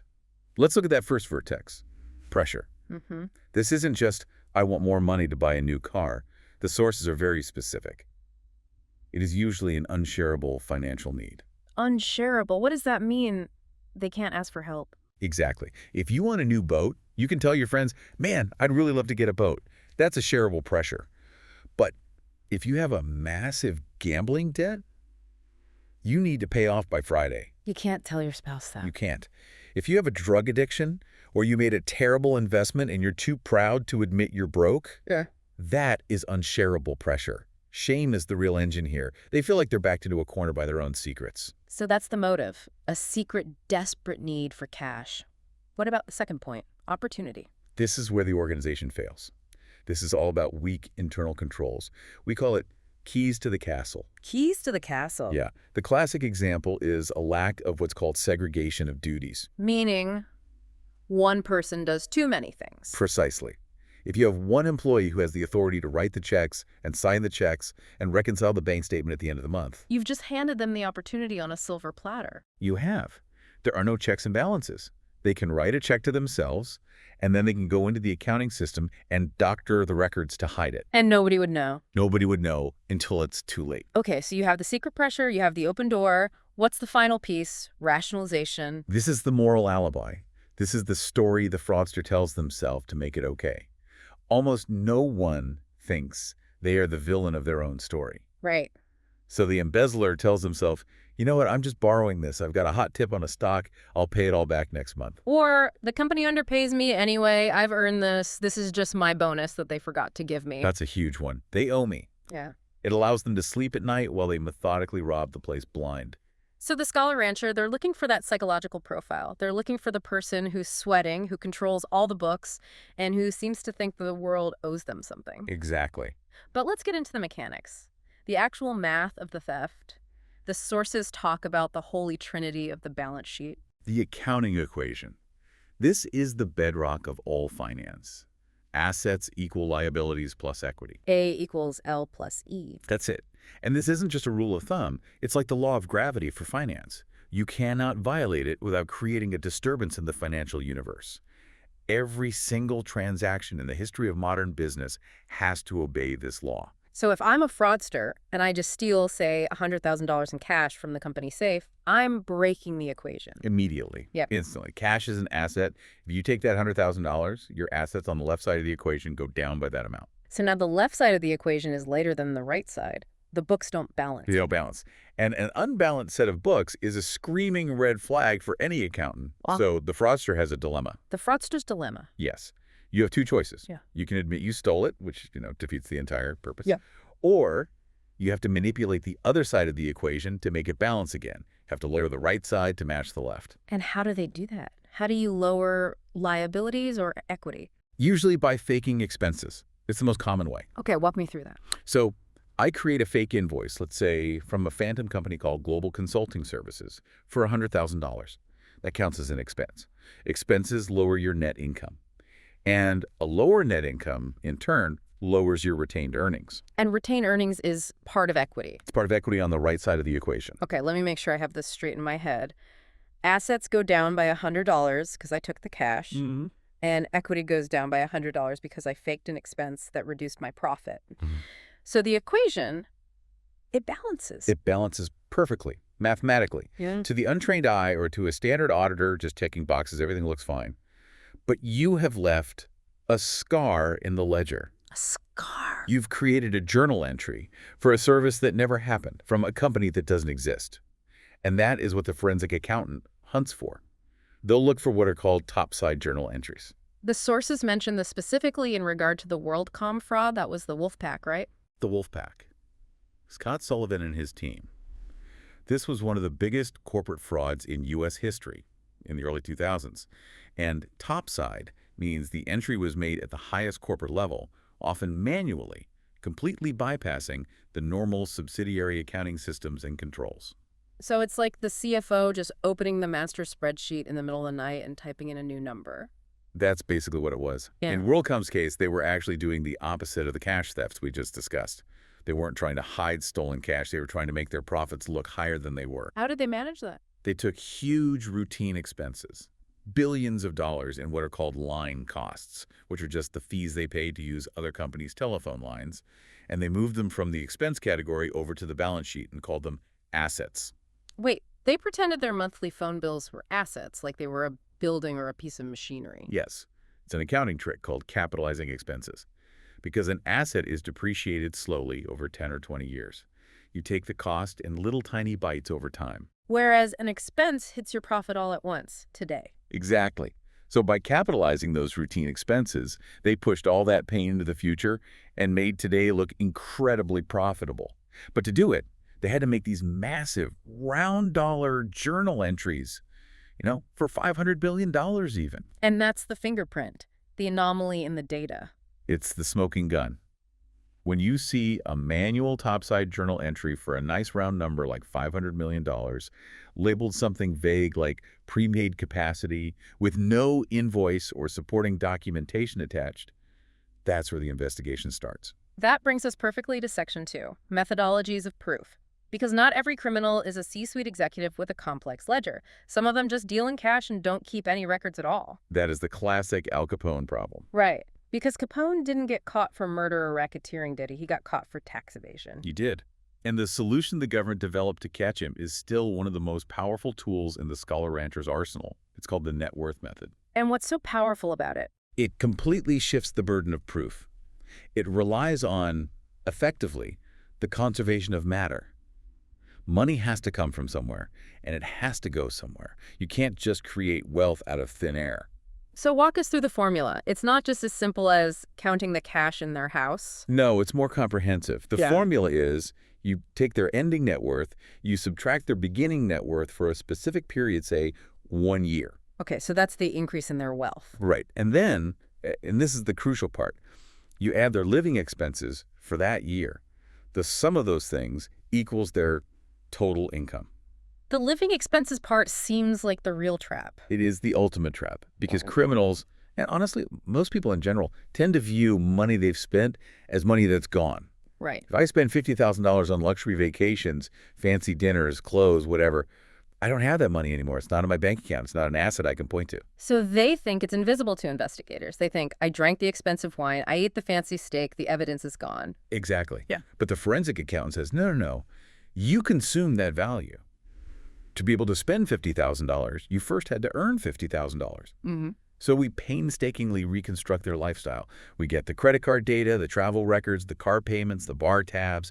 We add all that consumable income back onto the change in their net worth. Okay, so let's play this out with an example. Let's say over 1 year, my net worth went up by $100,000. Maybe I bought a house with the big down payment. Okay. And during that same year, you prove that I spent $50,000 on living expenses, trips, food, all that. Right. So by this formula, I must have had $150,000 in total income coming in the door. Precisely. The math is inescapable. And if your tax return for that year says you only made $30,000 working at the local gas station, Then I have a $120,000 problem. you have a very big problem. Yeah. That gap, that $120,000, is technically defined as funds from unknown sources. So you don't even have to prove where it came from. That's the beauty of it. In a civil or criminal tax case, Yeah. you don't have to prove it came from drug dealing or timber theft or illegal gambling. Yeah. You just have to prove they had the money and they didn't report it. It flips the burden. Now they have to explain where that extra $120,000 came from. You're catching them on the physics of their own consumption? That is just brilliant. It really is. It forces the criminal to explain the gap, and usually they can't. They'll try. They'll claim it was a gift from their aunt or a loan from a friend, but the investigator tracks that down, interviews the aunt, and disproves it. But what if they are trying to be sophisticated? What if they're faking the numbers, making up invoices and receipts to try and cover their tracks? Ah. The sources talk about something called Benford's Law. And this is the part that, I have to admit, feels like black magic. It does feel like magic, but it's pure, cold, hard probability. Benford's Law is what I call the mathematical fingerprint of reality. It's digital forensics in the truest sense of the word. We are analyzing the digits themselves. Okay, so break it down for us. The premise is that in a naturally occurring list of numbers, like list of invoice amounts, or city populations, or the lengths of rivers, the first digits aren't actually random. That's exactly right. Our intuition tells us that if you have a huge stack of invoices, the first digit of the amount, the leading digit, should be pretty random. Right. There are 9 possibilities, 1 through 9. So you'd expect each number to appear about 11% of the time. You'd expect a flat line on the graph. You'd figure there are just as many invoices starting with a 9 as there are starting with a 1. That's what our intuition tells us. Yeah. But our intuition is dead wrong. Yeah. In reality, in any natural data set, the digit 1 appears as the leading digit about 30.1% of the time. 30%. 30%. And the digit 9, it appears only about 4.6% of the time. It's a steep logarithmic curve down. Why? That seems completely counterintuitive. Why is the number 1 so special? Think about it in terms of growth. To get from, say, $100 to $200, you have to double your value. That's a 100% increase. That takes time. A company stays in the hundreds for a while, it has to generate a lot of invoices, $110, $125, $150, before it finally hits $200. You spend a lot of time in the ones. Got it. But to get from $900 to $1,000, that's only an 11% increase in value. You zip through the 900s very, very quickly on your way to the next level. Okay, that actually makes perfect sense now that you explain it like that. You spend more time statistically in the lower digits as the value grows. Exactly. So any natural data set, like a company's legitimate business expenses, will always follow this curve. A huge spike at the number 1, dropping all the way down to a tiny little blip at the number 9. And the fraudster gets caught because they try to be random. Because humans are terrible, terrible random number generators. If I ask you right now to fake a list of 100 invoice amounts, you will subconsciously try to mix it up. Right, I'd throw in some 3s, some 6s, some 8s. You'd probably underrepresent the ones, because 30% feels too high and not random enough to your brain. You will, without fail, create a much more uniform, flat distribution. So the fake list of numbers looks too perfect. It looks too varied to be real. It looks uniformly random, which is, ironically, unnaturally perfect. The forensic accountant runs the Benford's Law test on the dataset, sees that flat line instead of the steep curve, and knows immediately. A human being wrote these numbers, not reality. The sources bring up the Health South corporate fraud case as a prime example of this. Yes, that was a slightly different but even more blatant application of the same principle. The fraudsters at Health South were smart enough to know that their external auditors only checked individual transactions over $5,000. That was the materiality threshold. So they decided to fly under the radar. They did. They wrote thousands and thousands of fake journal entries from amounts like $2,500, $3,800, $4,999, always just below that $5,000 mark. And what happened when the analysis was run? When the forensic team ran a digit analysis, they didn't just see a violation of Benford's Law in general. They saw a massive artificial ridge, like a mountain range of the data of numbers that fell just below $5,000. The data itself was screaming, "We are hiding right here!" The math snitched on them. It was undeniable. They cleverly avoided the auditor's simple rule, but they walked right into a much more sophisticated statistical trap. It just goes to show, you can lie with words, but it is very, very hard to lie with math if the person checking your work knows what to look for. That is the power of the scholar rancher, using pure probability to catch a thief. Now, let's take this mindset out of the accounting office and deep into the woods. Look. We're moving to Section 3, timber theft. Mm-hmm. We're going to the timberlands. Ashley County, Union County, Bradley County. This is the physical heart of the pine curtain we were talking about. And here, trees aren't just scenery. They are inventory. It's standing money. It is. And timber theft is the regional version of a bank robbery. But it can be surprisingly sophisticated. The sources say there are two main ways to steal it, right? You can just cross the property line and cut down your neighbor's trees. That's trespass. Trespass cutting. That's the crude way. That's just physically stealing the tree itself. It happens, but it's risky and obvious. But there's a much more subtle, almost white-collar version of this crime. Deceptive scaling. This is financial theft that is committed in broad daylight, right in front of the landowner. It all revolves around how we measure the value of a log. And in Arkansas, that means using the Doyle scale. The sources explicitly call the Doyle scale flawed. But if it's the legal standard, how can the standard itself be flawed? Well, it's flawed by design, or at least by old tradition. A log scale is just a formula. You measure the diameter of the small end of the log and the length. And the formula is supposed to tell you how many board feet of lumber you can expect to get out of it. Okay, that sounds straightforward enough. The Doyle formula is the diameter minus 4 divided by 4 squared times the length. Okay, let's stop right there and look at that first part. The diameter minus 4 inches. So you automatically subtract 4 inches from the diameter of every single log. Right off the top. This is supposed to be the deduction for slabbing, the bark, the rounded edges that you have to cut off to make a square board. You're squaring a circle. That sounds reasonable in principle. You can't sell the bark as lumber. It was reasonable back when it was invented in the 1800s. Yeah. And they were cutting massive old-growth trees with thick bark and inefficient saw blades. If you have a 30-inch diameter log, subtracting 4 inches is a relatively small percentage of the total wood. But that's not what we're cutting now. No. Modern forestry is all about plantation pine. We are cutting smaller, faster-growing trees. So let's say you have a 10-inch diameter log, which is very common. Okay, a 10-inch log. If you subtract 4 inches from a 10-inch log, you are mathematically declaring that 40% of that log's diameter is waste. You're eliminating a huge chunk of the log's value before you even do the rest of the multiplication. But a modern mill can actually use way more than that, right? With modern lasers, thin kerf blades. Modern mills are incredibly efficient. They use almost everything. They turn the bark into mulch, the sawdust gets pressed into particle board, the waste is minimal. So the formula might say that 10-inch log has, let's say, 20 board feet in it, but the mill actually cuts 40 board feet of usable lumber out of it. And that difference between the estimate and the reality is called the overrun. And the overrun is pure, untaxed, unreported profit for the buyer. If I'm a timber buyer and I buy your timber using the Doyle scale, I am legally underpaying you for the true volume of your wood. It's a systemic grift built right into the math of the region. And dishonest loggers and mills love it. They love it because it hides the value from the landowner, who often just trusts the numbers they're given. So if I'm a landowner and I suspect I'm being ripped off, maybe the logger isn't even reporting all the truckloads, on top of using this scale, how does an investigator prove it? The trees are gone. They're 2x4s at Home Depot now. This is where stump scaling comes in. And it is, I'm not kidding, literally CSI for forestry. The investigator goes out to the cut block. All that's left are the tree stumps. It's a graveyard of evidence. It is. Hmm. But a stump contains a surprising amount of data. The investigator measures the diameter of the stump, then they look around for the top, the leafy branches and the skinny top of the tree that were cut off and left behind in the woods.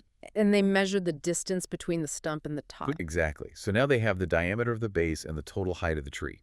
Okay. And then they use what are called form class tables. These are essentially biological growth charts for that specific species of pine tree in that specific type of soil. Wow. If I know the stump is 14 inches and the tree was 60 feet tall, the form class table can tell me what the taper of the trunk was. I can mathematically reconstruct the ghost tree that used to stand there. You can calculate the volume of the tree that isn't there anymore just from the stump? You can.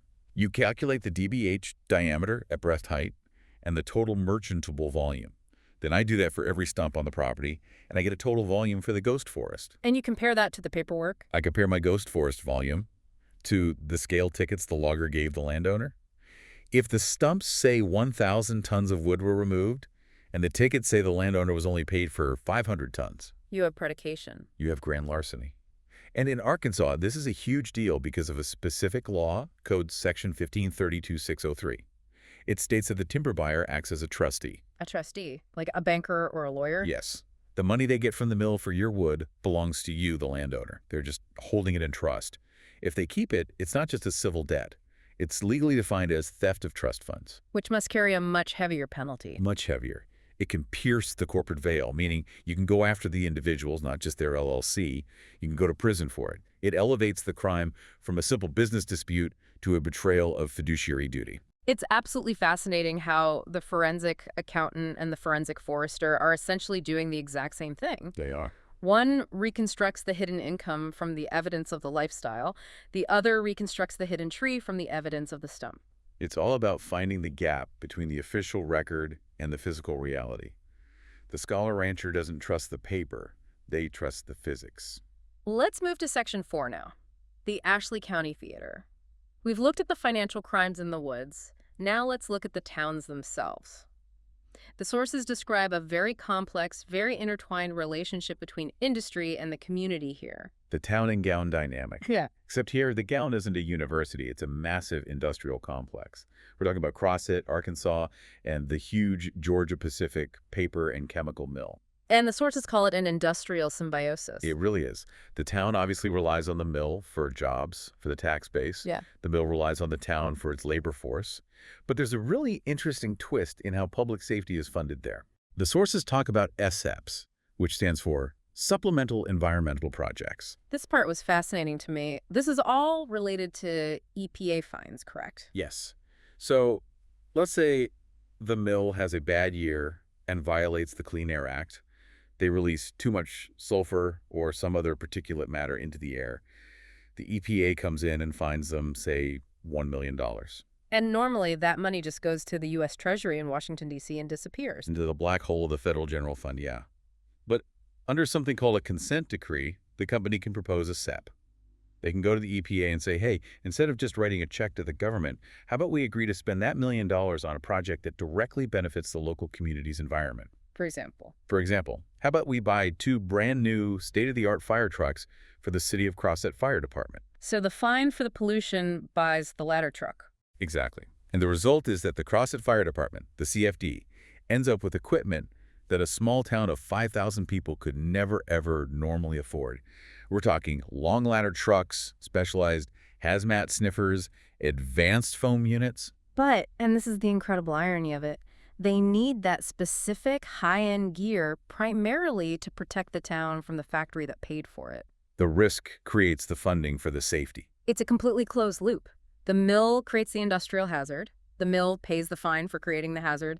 The fine buys the gear to fight the hazard. It's a very pragmatic, if you could say, somewhat cynical ecosystem. And that's in the town, in Crossett, where they have fire hydrants and big, fancy trucks. But the sources highlight a really stark contrast just a few miles down the road in the rural areas, like Hamburg or West Crossett. The piney woods. Once you leave the city limits, you leave the water grid behind. There are no fire hydrants out there in the county. This gets to the rural logistics part. How on earth do you fight a major house fire if you can't plug your engine into a hydrant? You have to bring the ocean with you. And this is the water shuttle operation. It's a massive logistical challenge that requires a completely different kind of firefighting. It's more like a military operation. The sources mention there's a linguistic battle here, too, the whole tanker versus tender thing. Yes. If you're going by the book, the federal NIMS playbook, that's the National Incident Management System, a tanker is an airplane. Like the ones that drop the red slurry on forest fires out in California. Exactly. A big truck that carries water is officially called a tender. Okay, so federally, the truck is a tender. But if you get on the radio in South Arkansas during a fire and call for a tender, they might think you want chicken strips from the local drive-thru. Down there, a tanker is a truck. And that's what they call it. So the local lingo fights the federal lingo. It does. But the physics of the operation is the really impressive part. So a rural fire engine arrives at a house fire. It might have 1,000 gallons of water in its own tank. But a standard fire hose can spray 250 gallons a minute or more. So that engine has maybe 4 minutes of water before it runs dry. And the house burns down. The house burns down. So the first thing they do is set up the drop tank, which is basically a giant portable swimming pool on the side of the narrow country road. Okay, I'm visualizing this. A big vinyl pool on the side of the road. Right. Then the first nearest tanker arrives. These are huge trucks carrying 2,000 or 3,000 gallons of water. But it doesn't pump the water off. That would be way too slow. So what does it do? It opens a Newton valve. A Newton valve. It's a massive 10-inch square dump valve on the back or side of the truck. It just uses gravity. It dumps the entire 3,000-gallon load into that portable pool in about 90 seconds. It is a violent, chaotic waterfall. Then that truck immediately speeds off to the nearest creek, pond, or pre-planned fill site to get more water. The next truck in the shuttle line comes in and dumps its load. Meanwhile, the main attack engine has dropped a hard suction hose into that portable pool and is drafting the water, sucking it out to spray continuously on the fire. It's a high-speed bucket brigade on wheels. It is high-speed hydraulic engineering. And it all matters because of something called Act 833. That's the funding law. Yes. In Arkansas, fire departments get a portion of the state taxes collected on fire insurance policies. And that money is distributed based on certification and training hours. But also, your town's ISO rating, that's the Insurance Services Office rating, determines how much residents pay for homeowners insurance. Okay. If your rural fire department can prove to the ISO raters that you can run a water shuttle effectively, that you can sustain a certain number of gallons per minute on a fire scene without hydrants, you get a better grade. And a better grade lowers the home insurance premiums for every single person in your district. Directly. So those training hours, practicing dumping water into a portable pool over and over again, actually puts money back in the citizens' pockets. It's another layer of the ledger.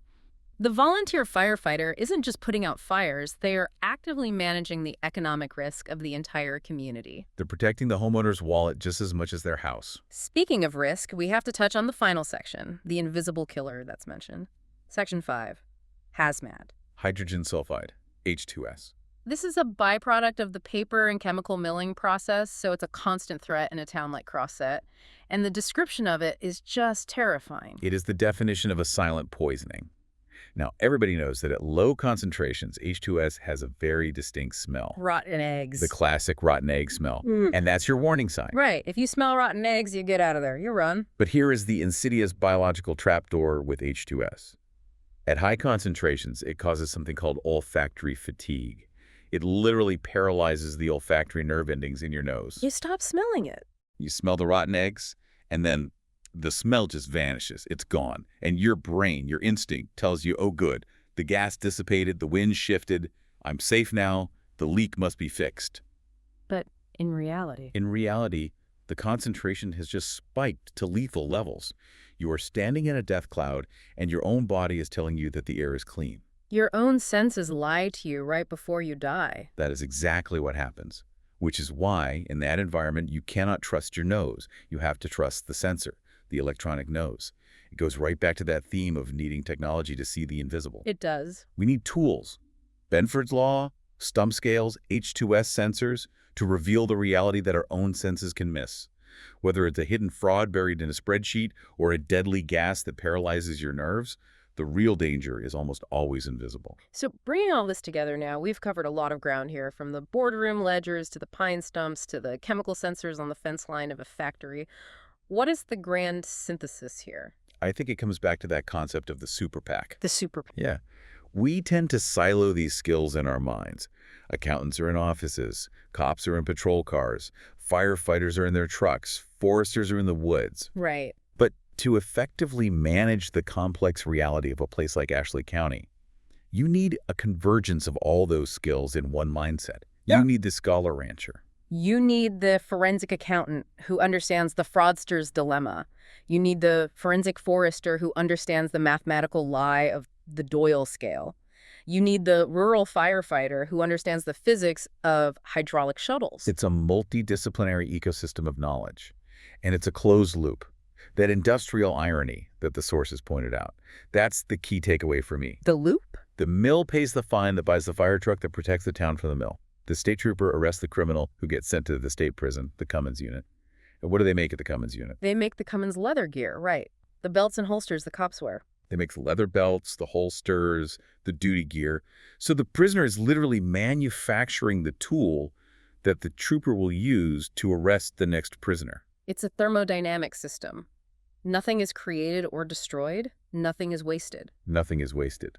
It's harsh, it's mathematical, but it functions. It's a machine that runs on pine trees and water and paper trails. It really, really changes how you look at a log truck passing you on the highway, or a boring spreadsheet, or even a fire truck sitting in its bay. There are no boring details. The real story isn't in the shootout. The story's in the logbook. The story's in the stump. The truth is always hiding there, in the math. Well, that is a heavy download. The pine curtain is definitely a lot more than just trees. Much more. It's a puzzle, written in numbers, waiting to be solved. Thanks for unpacking it all with us. And to you listening, the next time you see a number on a page or a lonely stump in the ground, look a little closer. Ask yourself, what is the story this is telling? And more importantly, where is the gap? We'll see you on the next deep dive.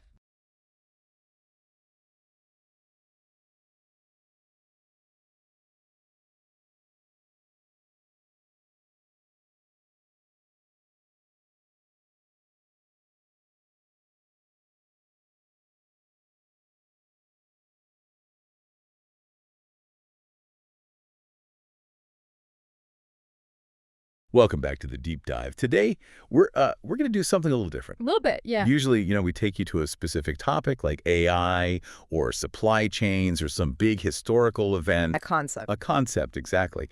But today, we are going to a specific place. And honestly, looking at this stack of research reports and all this sociological data you've brought, it feels less like a place on a map and more like, I don't know, a different dimension. It really does. We are heading into what they call the Pine Curtain, Hmm. specifically the deep, deep timberlands of South Arkansas. The Pine Curtain, just the name, it sounds ominous. It is a little ominous, but it's also, completely fascinating. The sources we're looking at today describe this region as a closed thermodynamic system. Okay, hold on. A closed thermodynamic system. We're talking about a rural area. Right.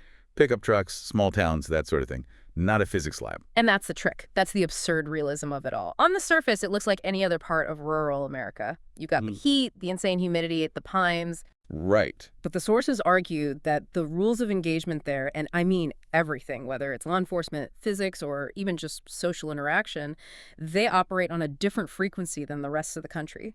They actually call this zone the Cooter Continuum. The Cooter Continuum. Or the CCU, for sure. I have to admit, when I first saw that in the notes, I thought it had to be a joke. I know. It sounds like something from a bad comedy sketch. It sounds funny, but the sources frame it as a serious ontological zone. They use this term over and over, absurd realism. Absurd realism. So what does that actually mean on the ground? It's this idea that the reality of the region is so harsh, so specific, and so intense that it kind of circles back around on itself to being absurd. It's a place where a high-speed chase involving a 115-mile-per-hour Dodge Charger can end in a swamp. Okay.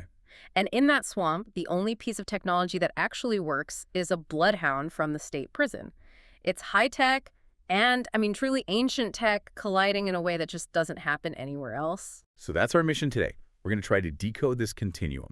We're going to look at what the sources call the Super PAC, the Arkansas State Police, and how they operate as apex predators. We're going to talk about legacy hydrology, whatever that is. No, we're definitely getting into that. It's wild. And we're going to get into the cultural side of it, too. The comedy, the language, the survival instincts that shape the entire place. Exactly. This isn't just a cops and robbers story. The sources frame it as asymmetric warfare in the timberlands. And whether you're a trooper in a souped-up Charger or you're a comedian on a dusty stage, you are fighting for dominance in a very, very hostile environment. All right, let's unpack this. And I think we have to start with the geography, right? Yeah. Because everything I'm reading says the land itself dictates all the rules. So why is this area considered a denied area for modern policing? What makes it so different? To really get it, you have to visualize the Felsenthal National Wildlife Refuge. And you have to understand, this isn't a park with, nice little walking trails and picnic tables. This is a massive, dense, primordial basin of bottomland hardwood and loblolly pine. Deep woods. Incredibly deep. And that density creates a really specific problem for modern technology. See, we live in a world of what the sources call technological encystment. Technological encystment. That's a $10 phrase. Break that down. It is, yeah. But think about a modern police officer. They're basically surrounded by a digital bubble, right? Sure. They have a laptop in the car running NCIC background checks. They have a body cam that's supposed to be uploaded to the cloud. They have GPS triangulation on their radio. They might even have drone support. The sources refer to the officer as a digital entity. They're a node in a network. Yeah. A sensor on a grid. Exactly. A very powerful node.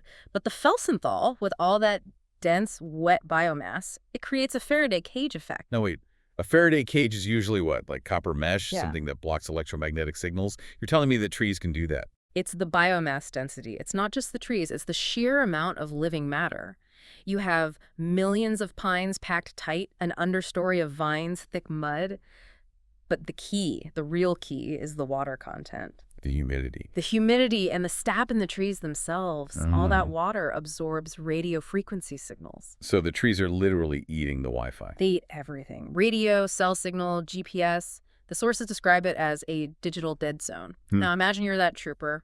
You're chasing a suspect. You have all this state power at your fingertips. And they make a hard right off the highway and head into the bottoms. And suddenly, silence. 0 bars. The radio just goes to static. The little blue dot on the GPS starts spinning in a circle. The drone link severs. In a split second, you transition from being a digital entity with the full power of the state behind you to being a biological entity. You're just a mammal in the woods. Just a mammal chasing another mammal. And the playing field is instantly brutally leveled. The pine curtain, as they call it, effectively unplugs the entire police state. That is a terrifying shift in power if you're the one who relies on that tech.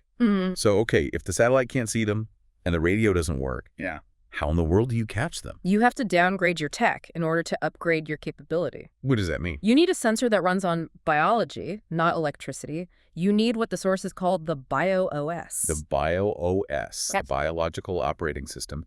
The notes refer to the canine units this way. It makes them sound like cyborgs or something, but we're just talking about dogs, right? We are. But the sources are very specific in how they frame the canine. It's not a pet. It's not even really a partner in the sentimental sense. It's a hardware upgrade to the patrol architecture. A tool. A living tool. When the digital OS fails, the BioOS takes over. And the reason it works so well there is because of something they call olfactory physics. Olfactory physics. Okay, I would assume a swamp is the worst possible place to track someone. Right. It's wet, it's muddy, it must smell like rotting vegetation.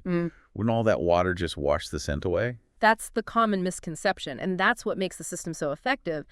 The sources explain that the swamp soup, that thick, humid, heavy air, it actually enhances scent retention. It doesn't destroy it. Really? Ow. Well, think about it.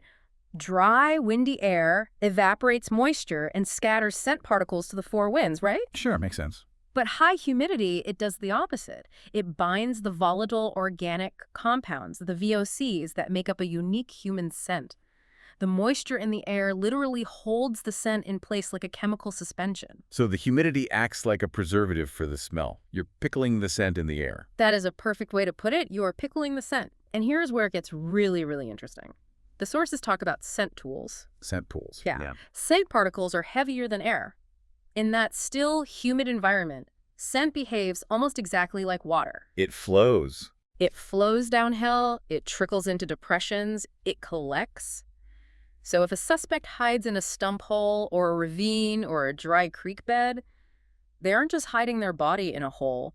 They are sitting in a concentrated, invisible pool of their own scent. That is a visceral image. You're just sitting in a bath of your own fierce sweat. And you can't see it, you can't feel it, but the canine's BioOS reads it like a giant neon sign.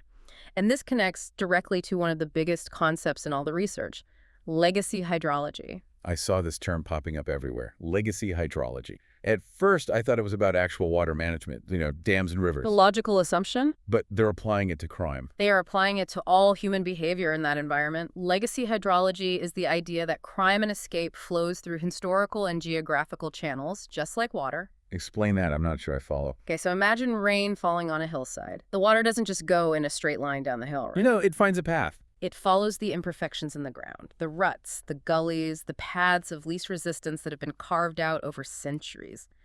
The sources argue that criminals, especially fugitives, move the exact same way. They follow the path of least resistance. Right. In the deep timberlands, you can't just bushwhack in a straight line. You'll get torn to shreds by briars and vines. So fugitives naturally flow into old logging roads, dried up river bottoms, deer trails. These are paths that were carved out by history, by legacy hydrology. So the Scholar Rancher, which is the archetype they use for the ideal detective down there, he isn't just randomly guessing where the guy went. No, not at all. He knows the topography. He knows the watershed of crime in his county. He knows that if he just stands at the bottom of the hydrological flow, the suspect has to come to him eventually. It's almost deterministic. That changes the whole picture. It's not a random chase, it's a flow chart. Precisely. And the BioOS is the system that navigates that flowchart. The sources actually get very technical here and distinguish between two types of canine applications, tracking and trailing. What's the difference? I always thought tracking was trailing. Not in this technical sense, no. Tracking is for the sprinter.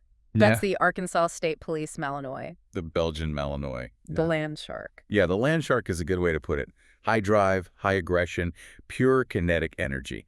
These dogs are tracking ground disturbance. They smell the crushed grass, the broken twigs, the disturbed earth, the scent of displacement. So they're following the physical trail. Yes, they're designed for hot pursuit. The chase ends, the guy bails from the car, and you fire the Malinois like a heat-seeking missile right after him. Okay. And trailing. That's different. Trailing is for the marathon runner, and that's the bloodhound. Specifically, the teams from the prison units, like the Cummins unit or Calico Rock. Rip prison dogs. Right. And these dogs aren't tracking the ground. They're tracking the air scent, the scent narrative that's floating in those scent pools we talked Oh, about. okay. They're used for long-duration manhunt. If a guy has been gone for 6, 8, 10 hours, the ground disturbance might be gone. The crushed grass has sprung back up, but the scent is still there. The scent pool is still there, and the bloodhound trails that legacy. So you have the Malinois for immediate speed and the bloodhound for long-term endurance. It's a complete biological sensor suite, a perfect adaptation to the environment. Okay, so we've established that once you hit the woods, the dogs rule. It's their world. But before they get to the woods, they usually start on the highway. And that brings us to the kinetic engine. The Arkansas State Police. The apex predators. I have to say, the sources are very, very aggressive with that terminology. Super PAC, apex predator, it feels primal. It is primal, and it reflects their operational philosophy. The ASP has a reputation, and it's built on a doctrine of refusal to disengage. Which means, in plain English, they don't call off the chase. Almost never. The sources say this goes all the way back to their roots as the Arkansas Rangers in the 1930s. Chasing bootleggers. Chasing bootleggers through the Ozark Mountains, you couldn't just call it in back then. There was no backup coming. If you let them go, they were gone forever. That DNA is still there. And this leads directly to this very controversial concept of kinetic de-escalation. Yeah. Now, I have to stop you here. Usually when I hear the word de-escalation, I'm thinking about talking someone down. Right. You know, calm down, put the knife away, let's just talk about this. Yeah. Using time and distance. Exactly. Traditional de-escalation uses time and distance to lower the emotional temperature of a situation. So how can you possibly have kinetic de-escalation? Kinetic means movement, force, violence. It sounds like a complete oxymoron, doesn't it? It does. But the ASP doctrine posits that speed itself is the primary threat. Their argument, laid out in these tactical manuals, is that a 4,000-pound car doing 150 miles per hour is a weapon of mass destruction. And every single second that car is on the road, the statistical probability of an innocent family in a minivan getting killed rises exponentially. So they view the speeding car like an active shooter in a mall. That is the perfect analogy, precisely. If someone is actively shooting in a mall, you don't wait for them to run out of bullets. You go in and you stop the threat. The ASP argues that the safest thing to do for the general public is to end the pursuit as quickly and decisively as possible. Violently. Kinetically, by physically stopping the car from moving. And to do that, they need a very specific tool. The chariot, as the sources call it. The Dodge Charger pursuit. Specifically the one with the 5.78 EMI V8 engine. I looked up the specs on this. It's got 370 horsepower, which is a lot, but it's not, hypercar territory. No, it's not, but you're looking at the wrong number. Look at the torque. 395 foot-pounds of torque. The sources emphasize the torque over the horsepower again and again. Why does torque matter more for a cop car? Because of the environment they operate in. Think about the interstate. Where do troopers often sit? In the grassy median, usually. Right, in the grass, in the mud. If a speeder flies by at 120 miles per hour, that trooper has to go from a dead stop on a soft surface to pursuit speed almost instantly. Or they have to do what's called a rolling slowdown. and then punch it to regain speed. Torque is the force that gets that heavy car moving. It's the launch. It's the immediate, brutal acceleration. And these cars are slick tops. No big light bar on the roof. Right, and that serves two purposes. One is obvious, aerodynamics. At 150 miles per hour, a light bar acts like a parachute. It creates a lot of drag. And the second purpose? Stealth. From a distance, at night, it just looks like another dark sedan until it's too late. But even with the Hemi and the slick top, the sources talk about a nemesis, the undefeated Charger, The blackout Charger. the ultimate rabbit. This is where that absurd realism really kicks into high gear. This isn't just a criminal. This figure is almost mythological in the region. So who are they? What are they driving? Usually they're in Hellcats or heavily modified Scat Packs. These are civilian cars that have 700, 800, sometimes over 1,000 horsepower. Mechanically, they're just faster than the police cars, full stop. So the cops are literally outgunned engine-wise. In a straight line race, yes. And these drivers use a specific counter tactic called blacking out. They install a kill switch for their rear lights, all of them. Brake lights, taillights, everything. Like something out of a spy movie. Exactly. Now, put yourself in the trooper's seat. You're doing 140, maybe 150 miles per hour at 2 in the morning on a completely unlit stretch of Highway 82. Okay. The only thing you can see is the two red taillights of the car you're chasing. That's your entire world. And suddenly, click, the lights just vanish. Oh my God, that is incredibly dangerous. It breaks what they call the visual chain of custody. The car disappears into a black void. You have no idea if they braked, swerved, or are still right in front of you. The sources call this the gamification of flight. Gamification. The suspect isn't treating this like a legal crisis. They are not thinking about going to jail. They are treating it like a boss battle in a video game. They are racing the house. They're trying to win. So if you can't outrun the blackout Charger, Yeah. how do you catch it? You don't race them, you wreck them, you use physics. And this is where the TVI comes in, tactical vehicle intervention. The PIT maneuver. Yes, but this isn't the 40-mile-per-hour tap you see on TV. This is a PIT maneuver executed at extremely high velocity. The sources describe using the pikey bar, that's the reinforced push bumper on the front, to induce what's called a yaw moment. A yaw moment. You use the bar to tap the rear quarter panel of the suspect vehicle. It breaks the traction of the rear tires, and the car's momentum causes it to pivot violently around its center of gravity. At 40 miles per hour, the car spins out. At 130 miles per hour, the physics are, well, they're catastrophic for the target vehicle. It's a controlled crash. It is a controlled crash, yes. But the ASP has shifted tactics recently to gain an even bigger edge. They've moved to a strategy of mass dominance. The Chevy Tahoe. The Tahoe PPV, the police pursuit vehicle. It weighs over 5,500 pounds. A suspect in a Nissan Altima or even a Charger weighs maybe 3,800 pounds? It's basic physics. Force equals mass times acceleration. Exactly. When those two vehicles collide, the heavier mass always wins. The Tahoe physically dominates the collision. It's designed to keep the trooper inside their safety cage while sending the much lighter suspect vehicle careening off the road. It's basically a guided battering ram. And they don't just use one. The sources talk about the Wolfpack strategy. This is the algorithmic part of the kinetic engine. Think of it like an industrial fishing trawler dragging a giant net. Okay, how so? If you have one cop car chasing you, you can focus all your attention on that one car. You can weave, you can black out, you can try to outsmart them. But the ASP floods the corridor. They put units on every on-ramp, every median crossover, every county road that connects to the highway. They create a psychological perimeter. It's overwhelming. You can't just look in your rearview mirror anymore. It completely overloads the suspect's cognitive load. They can't process all the threats fast enough. They start looking left, right, ahead, behind. They panic, they make a mistake, and then And de-escalation. the trap springs. Okay, so the rabbit has finally been caught. The car is wrecked in a ditch. The Malinois track them down through the scent pool. They're in cuffs. Now the entire battlefield shifts. We go from the highway to the interrogation room. The transition from the kinetic to the cerebral, from physics to psychology. And this is where the sources get really deep into the psychology of it all. They cite the Rebecca Barker case as a prime example. I read through the transcript of that interrogation. It was intense. The Barker case is a masterclass. It's a perfect demonstration of how the ASP and local investigators dismantle a deceptive narrative without resorting to old-school coercion. Because the old way, the Reed technique, that was all about pressure, right? Getting in their face, yelling. The Reed technique is confrontational. It starts from the premise, we know you did it, Now sit down and tell us the truth. It relies on creating anxiety and breaking the suspect down. But the sources argue that in this region, and especially with gangster types or people with a strong survivalist mindset, that approach completely fails. Why does it fail? It seems like it would work on anyone. Because of what the sociologists call honor culture. If you aggressively challenge someone from this kind of environment, their defenses go up immediately. They shut down. They view it as a personal threat to their dignity. Their internal monologue is, I'm not going to let this cop punk me. So you can't bully them into a confession. You can't. You trigger a defensive posture that you can never break. So they use something else. The sheriff technique. Or the investigative model. Right. And the sources use this brilliant metaphor to describe it. The house of cards.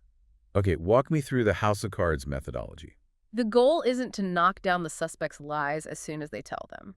The goal is the complete opposite. You want to encourage them to build the house. You actually want them to lie. You want them to commit to the lie.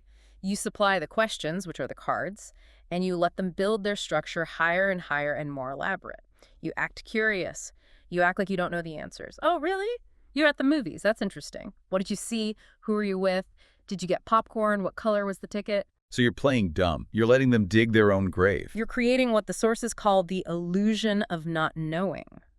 You let them construct this complex, detailed, and completely false narrative, because the higher the House of Cards gets, the more inherently unstable it becomes. And then, when it's high enough... Then you introduce the wind. The sources call this Sherman's surprise, which is a reference to General Sherman's unexpected flanking maneuvers in the Civil War. Sherman's surprise.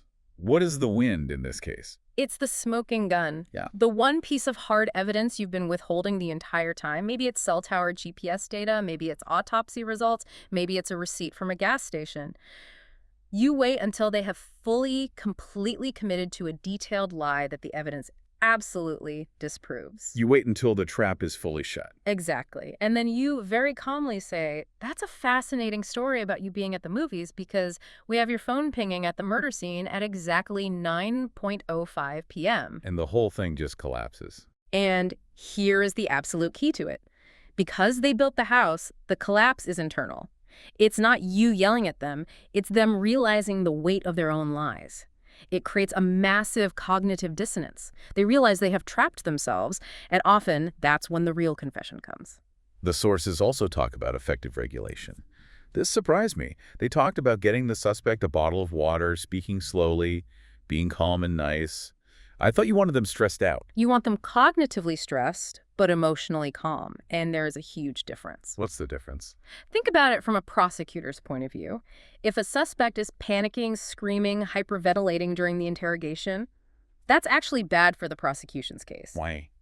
Because on the witness stand, their defense attorney can claim duress. They can say, my client was terrified, they were badgered, they just said whatever they thought the detectives wanted to hear to make the interrogation stop. It makes the confession look forced. Exactly. But if you calm them down first, what the sources call effective regulation, if you get them a water, let them smoke a cigarette, speak to them in a calm tone, and they still choose to lie to you, calmly and deliberately, that proves consciousness of guilt. It proves they were thinking clearly enough to plan and execute the lie. Exactly. A calm liar is a guilty liar in the eyes of a jury. They'll think, look how cool and collected he was while he lied about where the body was buried. There's another ruthless element here that the sources mention, the intolerance of uncertainty. Specifically, keeping them in the dark about things like medical requests or phone calls. Yes, this is a tactic of pure cognitive efficiency. It consumes their working memory. If a suspect asks, can I see a doctor for this cut? Or when do I get my phone call? The detective doesn't say yes, and they don't say no. They say, we'll see in a bit, or we'll get to that. They just leave it hanging. They leave it hanging because now the suspect's brain is split. Half their brain is trying to maintain the house of cards, and the other half is worrying about whether they're going to get to see that doctor. It's a way of inducing cognitive overload without ever raising your voice. It really does feel like a mathematical equation for extracting the truth. It is. And speaking of math, that brings us to the 419 algorithm. Oh, right, the radio codes. This was interesting. In movies, 419 is always a dead body. You know, we got a 419 at the corner of 5th and Main. That's California Penal Code. It's become a pop culture thing. In Arkansas, 419 refers to something completely different. It's Arkansas Code, Section 564419. Which is drug possession. specifically the possession of controlled substances. But the algorithm part is the crucial piece. It's how the Scholar Rancher detective calculates the severity of the charge. They use what's called aggregate weight. Aggregate weight meaning the total weight of the substance. It means the law doesn't care about the purity of the drug. If you have 2 grams of pure methamphetamine, but you mix it with 10 grams of a cutting agent like MSM, which is a horse supplement, or just crushed up vitamin B tablets, the law doesn't charge you with possessing 2 grams. It charges you with possessing the whole 12 grams. Wait, really? So if you dilute your own drugs to stretch them out, you're actually increasing your own prison sentence? Exponentially. It's the difference between a simple possession charge and a trafficking charge.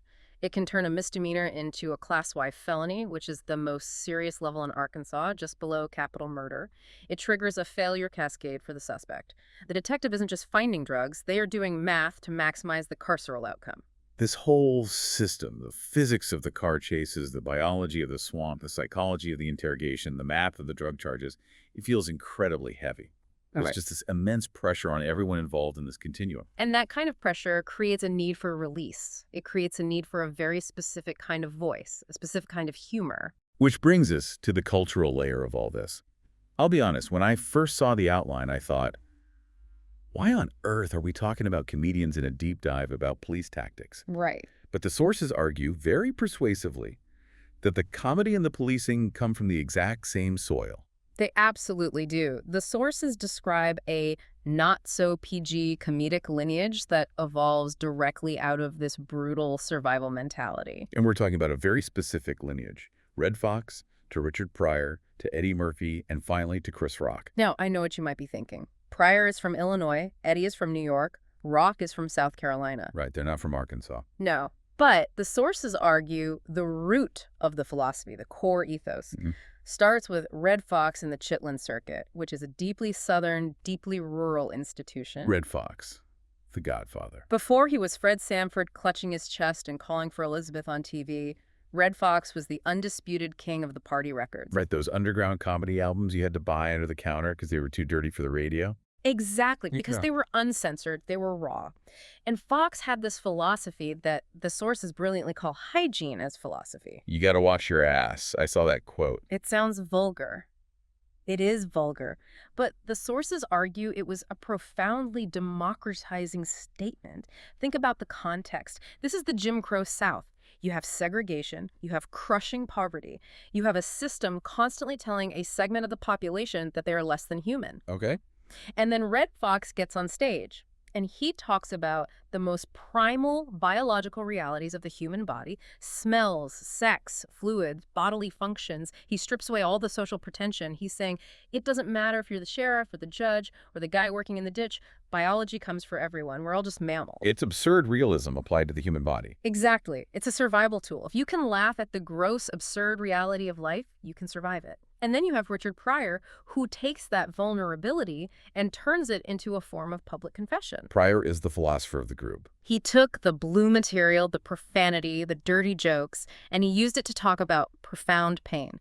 His drug addiction, freebasing, setting himself on fire, his heart attacks. The sources specifically mention his performance in Live in Concert from 1979 as his Sermon on the Mount. He made himself the butt of the joke. He was completely, radically vulnerable. But then the pendulum swings hard in the other direction. You get Eddie Murphy. The rock star. Eddie Murphy, in Raw and Delirious, he wasn't vulnerable at all. He was dominant. He was wearing the red and purple leather suits. He was pacing the stage like a panther. He was the apex predator of comedy. So he's the comedic equivalent of the ASP Dodge Charger. In a way, yes. It's all about speed, aggression, and total dominance of the environment. And the sources point to the 1989 movie Harlem Nights as the great convergence point for this entire lineage. Right, because you have Red Fox, Richard Pryor, and Eddie Murphy all in the same film. 3 generations of this not-so-PG philosophy together. And there is that one scene, the sunshine scene. Oh, where Red Fox is describing the physical attractiveness of a certain woman. If you threw it up in the air, it would turn into sunshine. It's completely and utterly absurd. It is absurd realism. It matches the tone of the Cooter continuum perfectly. It's a mix of extreme danger and extreme, almost poetic wit. And then Chris Rock takes it to the final level, the analyst. Rock takes all those elements and uses the profane to perform high-level sociology. The famous niggas versus black people routine is the key example. Which is incredibly controversial, even today. Extremely. But the sources argue he was using the shock value of the words, the not-so-PG language he inherited from that lineage, to force the audience to think critically about class and internal community conflict. He was using the language of the street to perform a kind of high-level academic analysis. And this language, this way of speaking, it isn't just for comedians. The sources connect this directly to the semiotics of silence and gangster vernacular as a survival tool on the street. And this is where it all loops back to the interrogation room. This is the foundation of the Code of Silence. There's that famous line from the rapper Lil Wayne, "Real G's move in silence like lasagna." The sources deconstruct this line, and it's brilliant. It's not just a clever rhyme.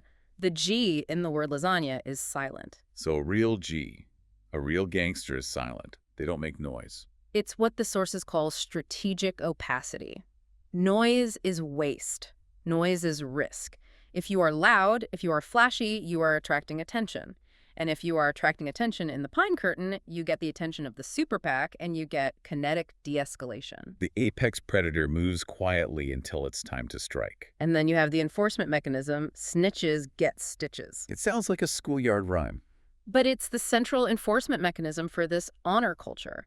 And it's exactly why the Reid technique of interrogation fails. If you come at a suspect aggressively, you trigger their sense of honor. They shut down, you're not a detective to them, you're just another threat trying to punk them. Distrust of the lip. Exactly. There's a quote from the show The Wire, but it applies perfectly here. People talk because they have lips.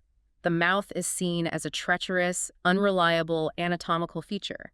It gets you in trouble. So the scholar rancher detective has to use the Scharf technique, the friendly, inquisitive approach, the illusion of knowing, to bypass that deeply ingrained code of silence. They have to trick the real G into using their lips. They have to make talking feel like the safe, logical option. They have to invite them into the house of cards because that's the only way to get them to talk at all. We've covered a massive amount of ground here. I mean, we've looked at the physics of the car chases, the biology of the swamp, the psychology of the lie, and the philosophy of the joke.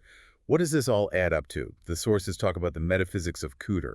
What is that? This is the synthesis. It's the idea that this unique high-pressure environment creates a very specific type of person, a specific archetype needed to navigate it successfully. The scholar rancher. We've mentioned him a few times. He's the ideal detective for this world. He's a hybrid. Why those two words? Scholar and rancher. He's a scholar because he understands the abstract systems. He knows the 419 algorithm for drug weights. He understands NABI-RS data.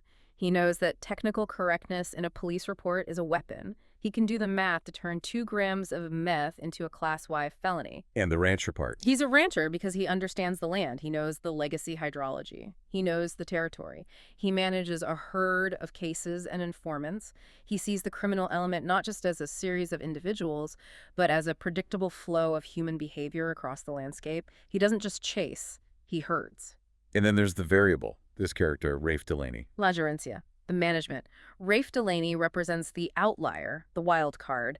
The sources describe him as a high-class border gringo, an intermediary who can move between worlds. And he operates on a principle called high-confidence borrowed gravity. HCBG. That is such a great concept. It's a survival strategy. It's the art of acting like you belong so thoroughly, so completely, that reality itself bends to accommodate you. It's like wearing a high-vis vest and carrying a ladder into a building. Nobody ever questions you. That's it, exactly. In a world of absurd realism, if you act with enough unshakable confidence, you can move through the closed thermodynamic system without friction. You become part of the absurdity yourself. And finally, this brings us to the industrial loop, what the sources call the carceral continuum. This is the final dark irony at the heart of the entire system. The wolf pack, the ASP troopers, catch the bad guys using these incredible kinetic tactics. They feed them into the state prison system, specifically the Cummins unit. Okay. And what happens at Cummins? The prisoners work. It's a prison farm. And one of the things they manufacture in the prison workshops is the floral engraved leather holsters and belts that the Arkansas state troopers wear. No way. You're kidding. It's true. The captures make the gear for their captors. That is deeply poetic in a very dark way. It's a closed industrial loop. It's a self-contained, self-perpetuating universe. The Cooter continuum feeds itself. So we've taken a deep dive into the Pine Curtain. We've seen how the geography defeats technology, requiring a BIOS. Mm-hmm. We've seen how the apex predator doctrine drives kinetic policing and the 150-mile-per-hour TVI. Right. We've seen how the House of Cards interrogation is designed to meticulously break the code of silence. And we've seen how the region's humor and language evolve as a necessary tool to survive it all. It really is a unique world. The sources are right. Geography is destiny there. It absolutely is. So here's a final thought for you to take with you from this deep dive. We talked a lot about legacy hydrology, how crime and people tend to flow down the old paths carved by history, the deer trails and the dry creek beds. The path of least resistance. Exactly. So consider that concept for your own life. We all like to think we are making new decisions every day. We think we are blazing new trails, making free choices. But how often are we just flowing down the same old logging roads and dry creek beds that were carved out by our own history, our own habits? How often are our choices just legacy hydrology constrained by the topography of our past? Are you driving the car, or is the road driving you? Exactly. Something to mull over the next time you're driving down a dark highway. Stay safe, watch your speed, and keep your ear to the ground. Thanks for listening.